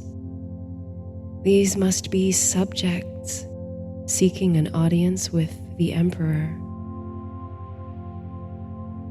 At the end of a winding, cobbled path through the various buildings, a gnarled tree on a raised platform catches your eye.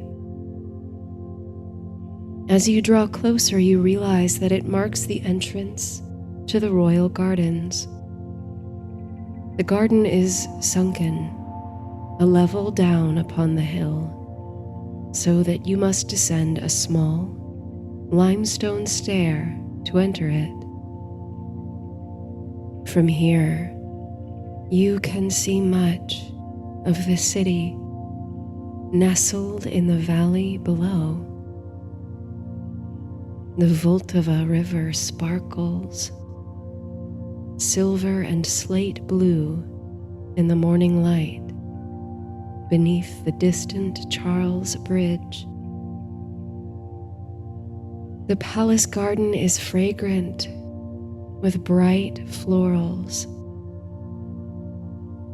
elegant and formal like the illustrations of classical French gardens you've seen in books. It's framed by clean-cut topiary.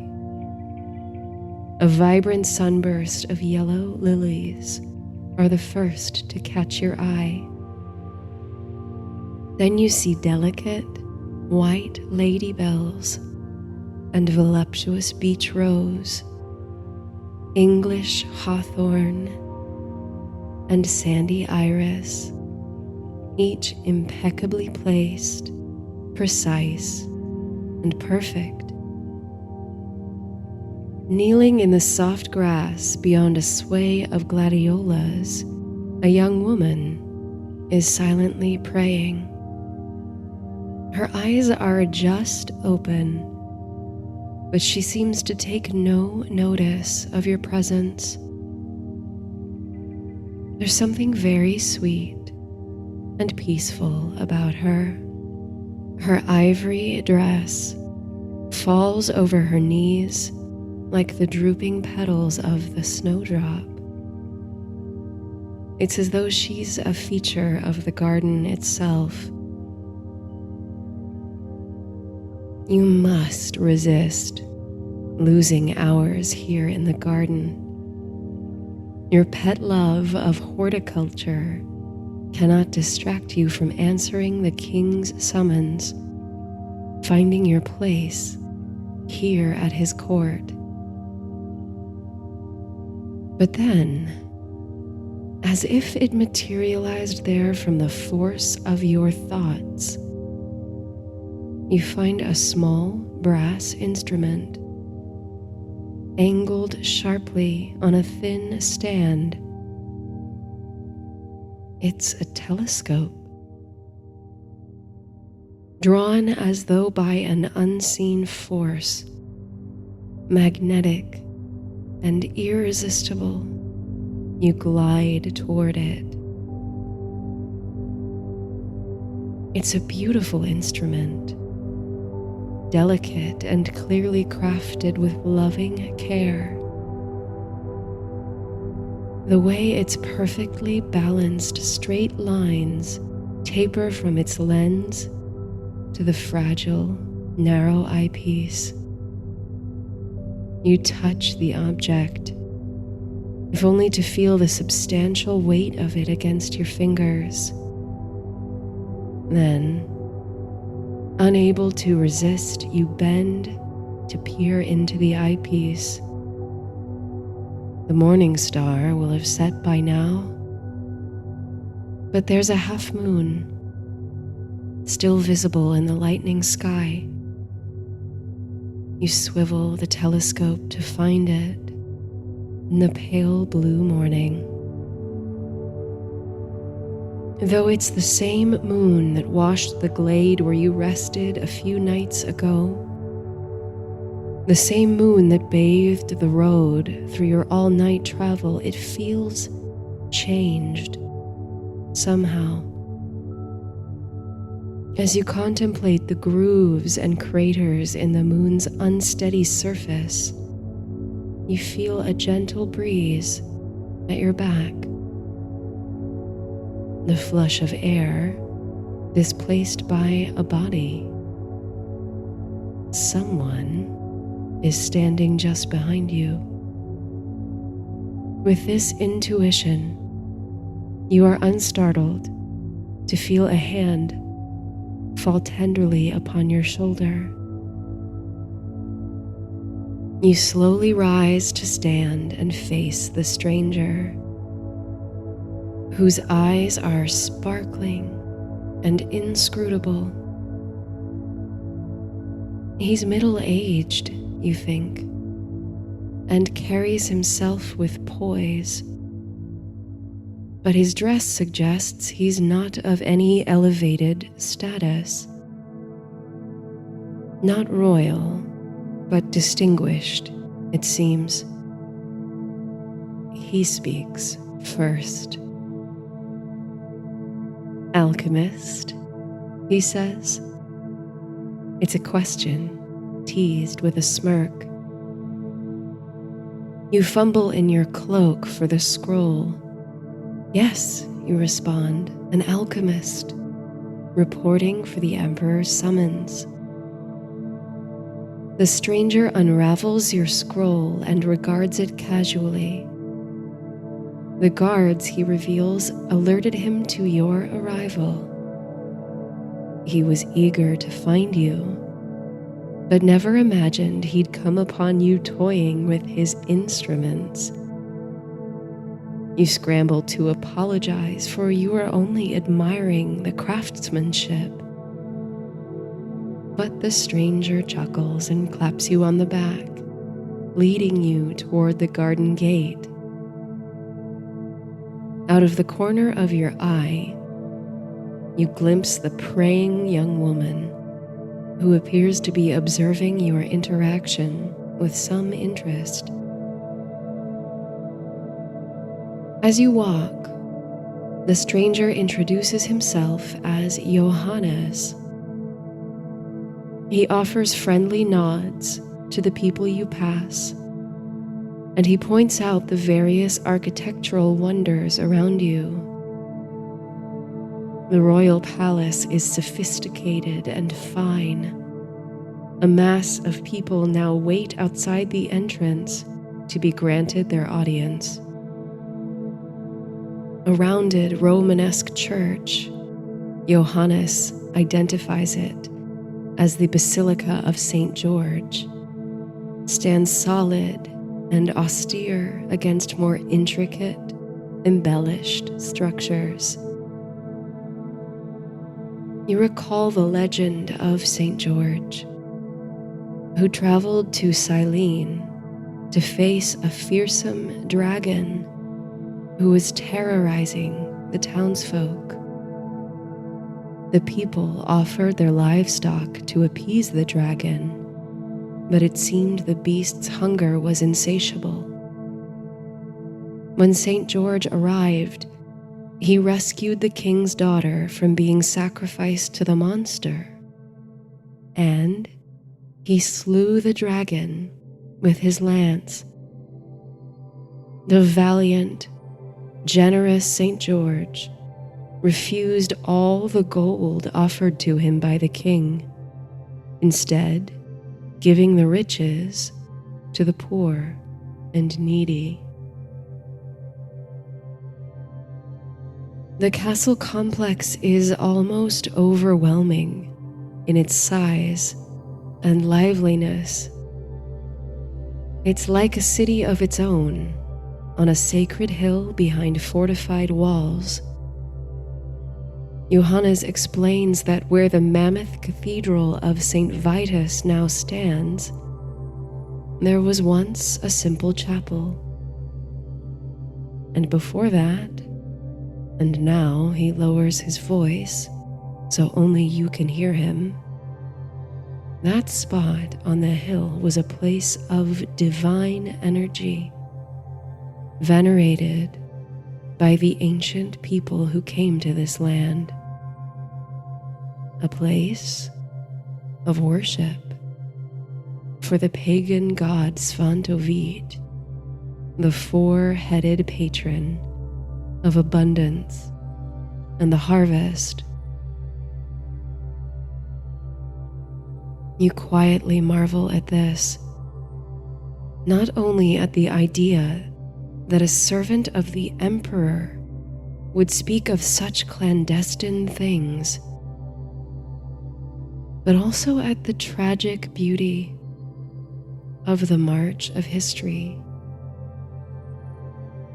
In your mind, the image of ancient people robed in regalia befitting of worship or festivity, gathered atop an unblemished hill. How their rituals might not look so different from those practiced in the cathedral today, and yet their religion was snuffed out. How reverence for Svantovit might have morphed over time into Svati Vit, Saint Vitus. There is loss and sorrow in the ever-present procession of time. Things are lost, dropped by one generation, but they may be picked up in whatever form by the next. And as you pass by the worshippers entering St. George's Basilica, you recognize that today, in Johannes' surreptitious story, and in the practice you hope to bring to court, many lost, secret things have returned to the hill. That is the practice of alchemy, after all. The rolling back of layers of time and mystery to find that elusive spark of creation, to recreate the moment of creation, to unlock the mysteries of the universe, or of what some might call God. Beside the basilica lies another cobbled corridor, narrow against the castle's fortifications. Johannes guides you through, then ushers you into a tiny alleyway on the left. This, he explains, will be your home if you choose to work under the emperor.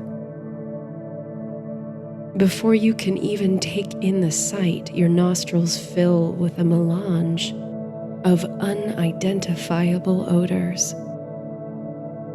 It's familiar though, and somewhere in the mix is the smell of your own alchemical laboratory. Experiments are at work here. Then, a smile of pure amusement creeps across your face, for built directly into the castle walls is a row of miniature houses, all pressed against one another like little people standing shoulder to shoulder.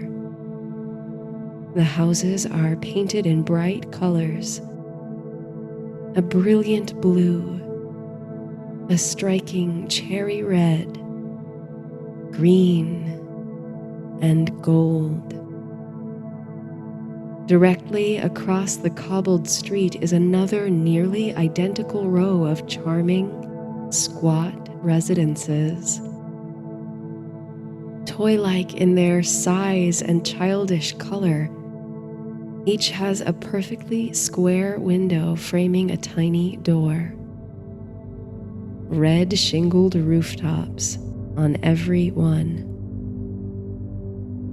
This, Johannes explains, is the Golden Lane, home to the Emperor's alchemists, magicians, and philosophers. As it happens, there's a residence available, and it's yours if you can demonstrate your potential to the Emperor. Johannes leads you down the alley. Windows of some of the tiny houses fly open as the residents of the Golden Lane pop their heads out, craning their necks to see the newcomer go by. In some cases, with the opening of the window comes a billow of smoke or fumes. Spirals of white and gray and dusky crimson meet and mingle in the air. The faces that peer at you are some of the most eccentric fellows you've seen. There's a man with a pure white beard, so long that it falls over the windowsill nearly to the cobbled ground. His face is so deeply lined that he looks like he's carved from an ancient tree. A woman with olive skin and black curls wears a collar of precious jewels and pearls around her neck, her silhouette framed and clouded by smoke. You wonder how long these practitioners have resided here, whether they were asked to prove their mettle before the Emperor. Indeed, there are still many mysteries about the Emperor's interest in assembling such a kaleidoscope of heretics. You still struggle to reconcile the idea that your discipline, practiced underground elsewhere across the continent, is sanctioned and celebrated by the Holy Roman Emperor here in Prague. This Golden Lane, certainly so named for the alchemical ambition to transmute base metals into gold, is a wonder of the world in your eyes. A safe place to perform the secretive, occult experiments that have bound you in fascination for nearly your entire life. It's a mystery, yes, but somehow the image of golden haze of the morning upon Prague's spires, the quiet stroll in the royal garden, and the sensory experience of discovering the Golden Lane, all these impressions seem to swirl together into a liquid music in the air and vibrating in the bones of the earth, radiating from this sacred hill like an ancient calling. You are pulled from your thoughts as Johannes stops in front of the door of one miniature house, slant-roofed and chartreuse. Its windows are darkened, indicating vacancy. Johannes pushes the door open and gestures for you to step inside. You have to stoop just a little to pass under the lintel, but once inside, the ceilings are comfortably high. Johannes lights a lantern by the door to illuminate the dim interior. It's modest and sparsely furnished. Only a table and some chairs, plus a desk with many tiny drawers, and a humble bed in the corner. To you, however, it's splendid. A private place to carry out your study with the protections and fortifications of the castle. An oasis you've sought for so many years, with the splendor of Prague's jewel of a castle at your doorstep.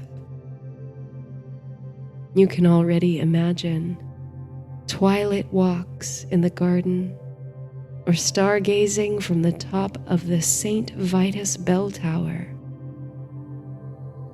all as you continue your great work, the experiments and discoveries that bring you closer each day to revelation. You are lost in the fantasy for a few moments before you remember that your stay is conditional. Johannes informs you that you'll have until sundown to prepare a demonstration for the Emperor, one that will prove you a worthy addition to his court of alchemists. You'll need your belongings, your books and instruments. Johannes will send for them to be brought over at once. You ask what the Emperor's intentions are, why he's inviting otherwise ostracized practitioners to court. What is he looking for?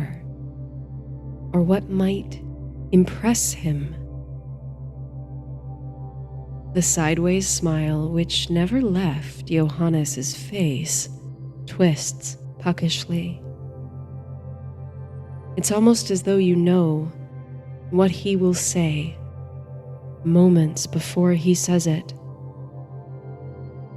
Somewhere in your mind, you've known ever since you received the summons.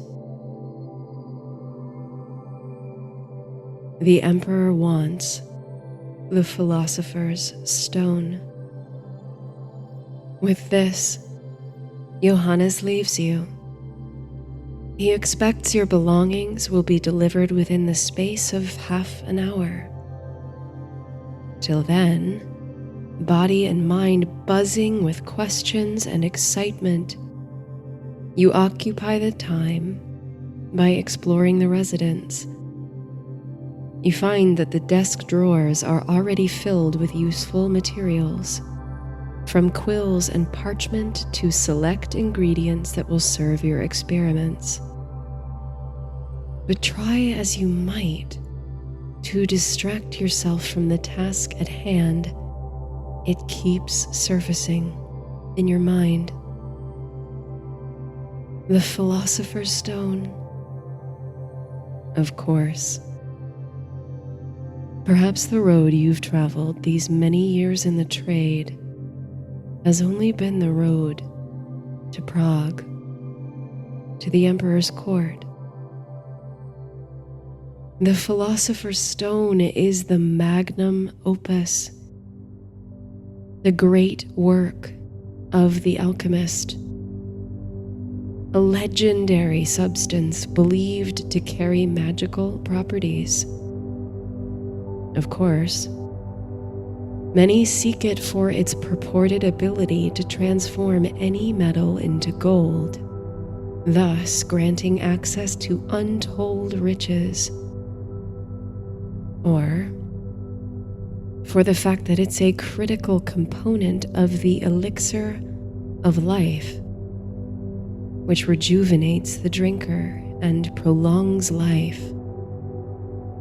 Many have sought an end to suffering and even freedom from death through the pursuit of the Philosopher's Stone.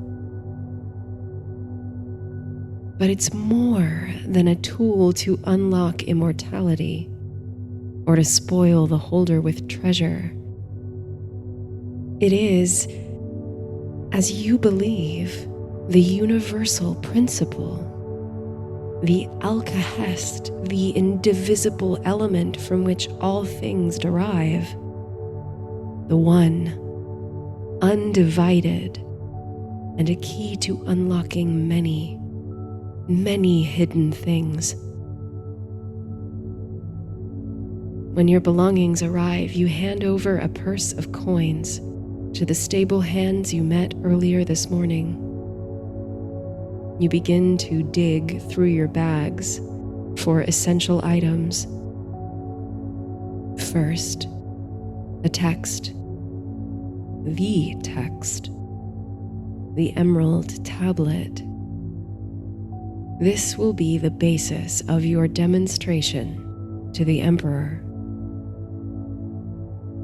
You riffle through the yellowed pages of your copy set in Latin by a printer from Nuremberg.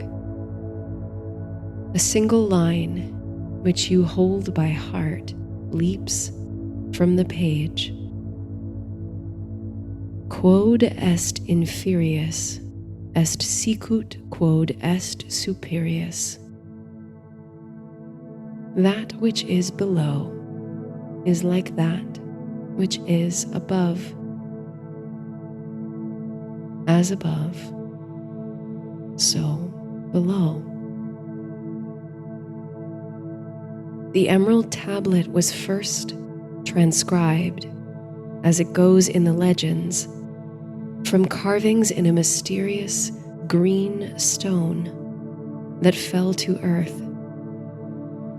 The scribes recognized that it held secrets to the creation of the universe, and so translated it into coded language to be deciphered by alchemists, lest the forbidden knowledge fall into the wrong hands. You do not take for granted that the text, printed and copied, made it to your hands at all.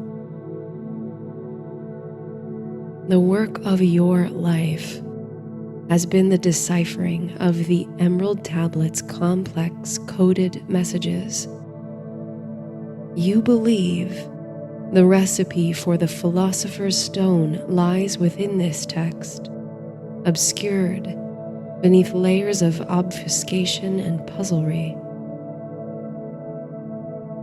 You are not quite there, though, and now you curse the short hours of the day, for perhaps if time slowed down just a little, you might receive that critical knowledge to sweetly unlock the final pieces.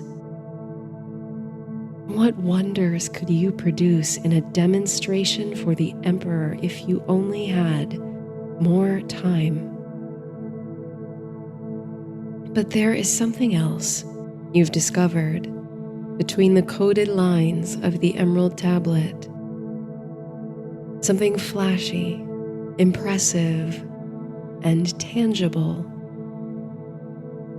It may not be the sophisticated arcana to which you aspire, but it may do the trick of convincing the Emperor to sponsor your continued experiments.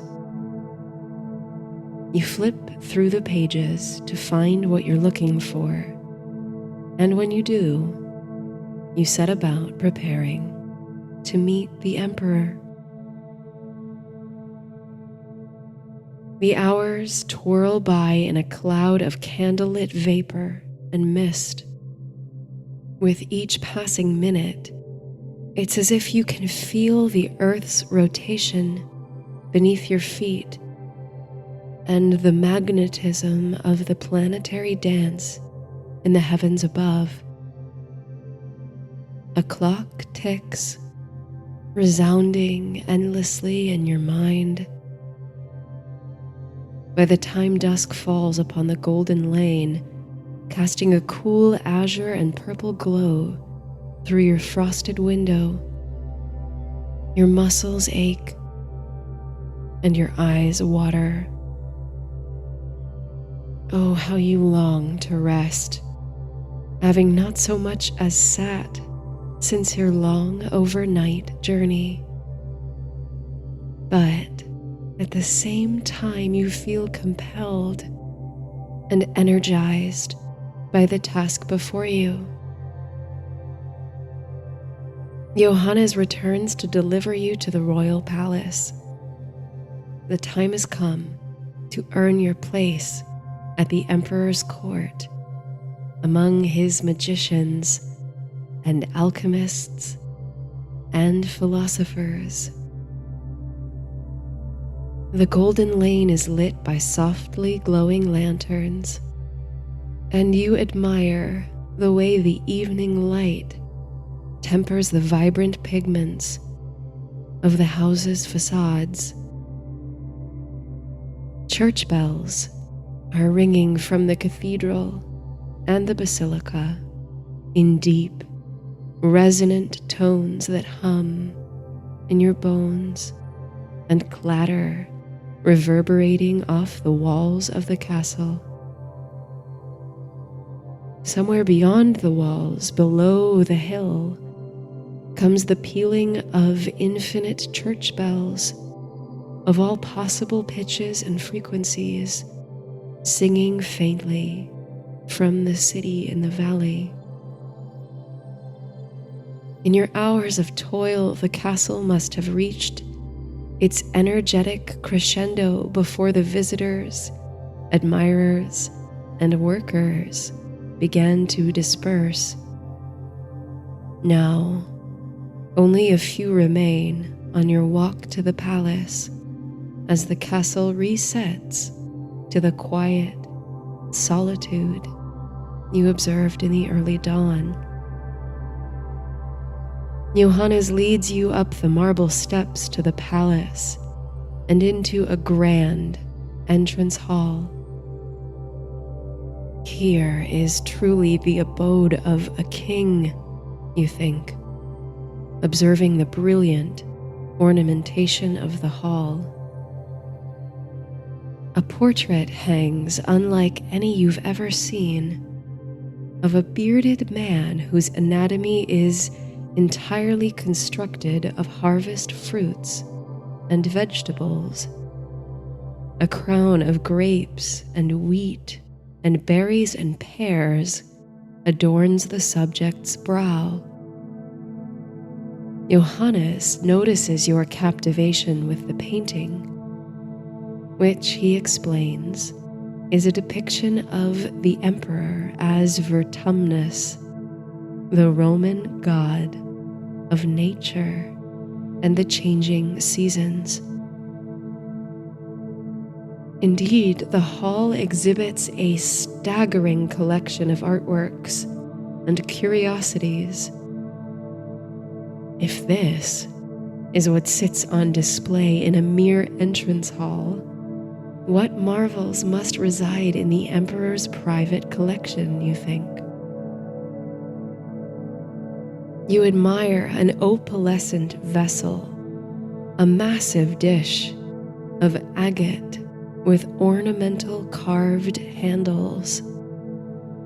It's of a size worthy of a lavish, divine banquet, and the word Christo is engraved in its surface. Johannes tells you this vessel is thought to be the Holy Grail itself. You're drawn, lastly, to a rough, uncut stone of deep forest green, its edges jagged and natural. It's the size of a clenched fist and rests solitary upon a Romanesque platform. You ask Johannes if the gem is an emerald, but he says no. It's Voltavine, Moldavite,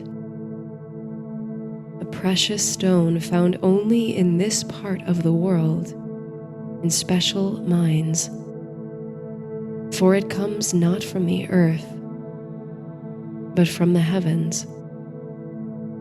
Long, long ago, a stone fell from the skies, causing a great impact on the surface of the earth. And from that stone, smaller projectiles were formed and were embedded in the ground. Your heart pounds. If this is true, you think, then perhaps the stories of the Emerald Tablet are more than just legends. A stone that fell from the sky. As above, so below.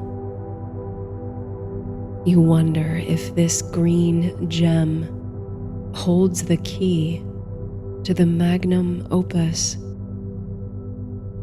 You feel an insatiable longing for the stone. But Johannes is already striding toward a pair of heavy oaken doors, hardly noticing that you've fallen behind, enthralled with a seemingly minor curiosity. You hurry to catch up. At last you make your way to the Emperor's throne room, where he's waiting for you, surrounded by onlookers in their finery. The Emperor himself is smaller, less regal looking than you might have imagined him. Surely decked in jewels and furs, he's impressive, but there's something about him that looks so very ordinary, like a child dressing up in adult's clothing. Atop his head is the crown of the Holy Roman Empire and his family's powerful dynasty. It's dazzling gold and encrusted with spectacular jewels and pearls. But the most eye-catching thing in the throne room is not the regal finery, the architectural grandeur, or the shining gemstones of the king's regalia. Rather, your eyes fall upon a colorful bird that sits perched on the Emperor's shoulder, with a crown of golden feathers on its head and a striking red breast. It's like no creature you've ever seen, save in medieval bestiaries. It looks to have stepped out of myth. And as you scan the throne room, observing the faces of the Emperor's companions, you recognize a young woman in an ivory dress, the one who was praying in the gardens at sunrise. Johannes announces you and makes clear your intention to join the court of alchemists at the Emperor's summons. The Emperor, clearly excited to witness another alchemical demonstration, urges you to begin. You've brought a small inventory with you, and there's an ornate, long table before the throne at which you're invited to work. Hands shaking, you remove your items one by one from a leather bag, vial after vial, a small cast iron cauldron, the Emerald Tablet, and one by one you remove the stoppers from the vials. A flourish of your hands here and there helps with the impression, with the magical associations.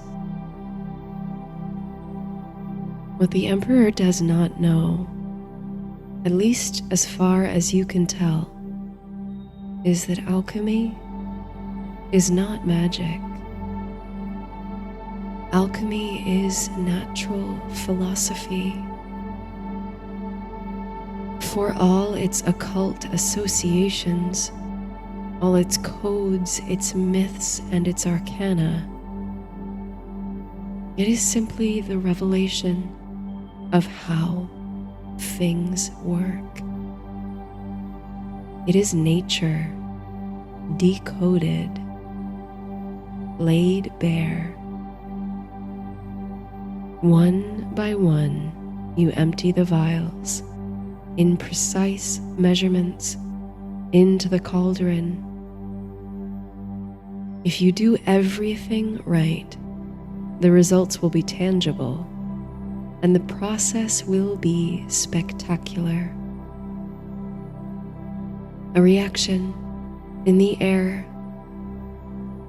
with a wave of the hand and the right combination of gesture and chemical, you extinguish all the candles in the room simultaneously. Now, you work in darkness by just enough light from the shining moon in the tall windows to see that the Emperor's eyes are wide and sparkling. Darkness shrouds your hands. Some of your moves are tricks, deceptions, but they are the doorways to the great work that goes unseen. Just as glittering gold and elixirs of immortality are mere consolation prizes in the never-ending quest for knowledge, your concoction catches the moon, which ripples in liquid smoke on the surface of the cauldron. The white of the moon reflected splits into a spectrum of wondrous color, which plays upon your face and hands to the Emperor's delight. And now, with darkness as a cloak upon your shoulders, comes the part you didn't plan for, couldn't prepare for, the part you didn't know you'd try until you set foot in the entrance hall. You retrieve the moldavite, the rough, natural stone from your coat, where you secreted it off its platform while Johannes was distracted. You place it in the solution, where it dissolves with a satisfying, susurrus. A puff of gray smoke erupts from the cauldron, then slowly shifts from ashen to pure white, and from pure white to a pale yellow, and from pale yellow to a deep gold. Then the smoke clears. The Emperor is leaning forward in his throne. The onlookers are hanging on your every motion. The woman from the garden looks enthralled. The liquid is gone from the cauldron. Cautiously, you reach inside. This is what you were hoping for after all. A sufficiently impressive presentation that might convince the Emperor to let you continue. A demonstration that would leave him with something tangible, something he could hold in his hands, even if that thing was, in fact, fool's gold. What you removed from the basin would have been fool's gold. Yellowish mineral with jagged, mesmerizing, reflective faces. It would have been fool's gold, if not for the unexpected ingredient. What you hold in your hand is solid, stone, and gold in color, except for little flecks of green. And instead of rugged, irregular edges, the thing is smooth and impeccably contoured, like the hedges of the French garden.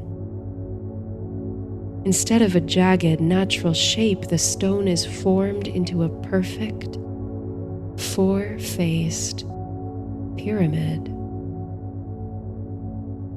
The lanterns are relit. You must hold your face back from betraying your own amazement at the results of your experiment. The Emperor and his companions are wonderstruck at your achievement, and a round of raucous applause and cheers fall on your ringing ears. Johannes's casual smirk has broken into a wide grin. Dazed, you present the pyramid as a gift to the Emperor, kneeling before him. When he takes the pyramid from your hands, you can see it reflected in his dark, shining eyes, catching glints of gold and green and white and even crimson. You can tell that, like you, he has never seen anything the like of it before. So much for fool's gold, you think, quietly wishing you could bring the treasure with you to explore it and discover its secrets. This is only the beginning, you promise the Emperor, seeing the hungry look in his eyes. He sends you back to your new home, the Chartreuse dollhouse on the Golden Lane, with jugs of mead and enough delicious foods to last a month. A waning moon bathes the vacant castle's walls, churches, and courtyards in its tender glow. Your thoughts race on the walk back to the Golden Lane. You are alight with discovery, feeling as though you've found something you've long sought after, and yet you are filled to bursting with more questions than ever. The answers to the universe's mysteries feel in reach, graspable, tangible. And yet, as you move closer to them, they appear to open into gaping chasms of undiscovered country. It is so very, very much to hold. And you are so very, very tired. The alley, lined with its toy-like little houses, looks so inviting when awash in moonlight.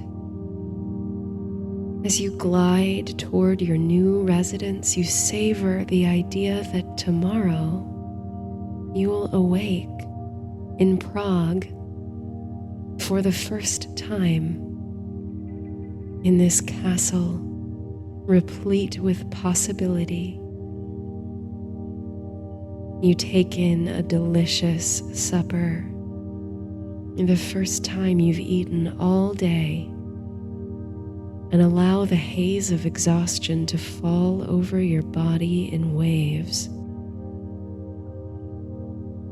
Then you extinguish the candle at the table and climb into the little bed in the corner.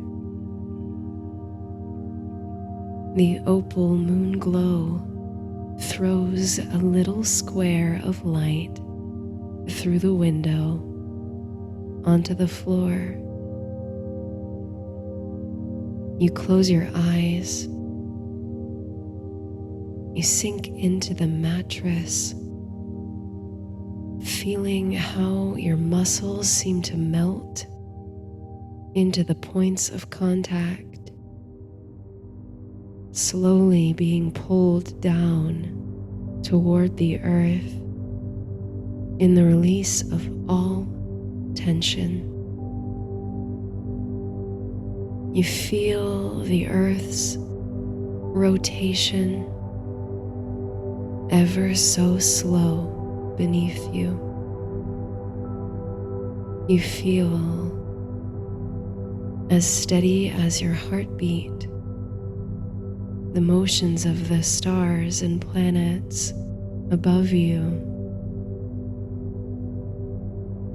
Somewhere in this land you've yet to explore,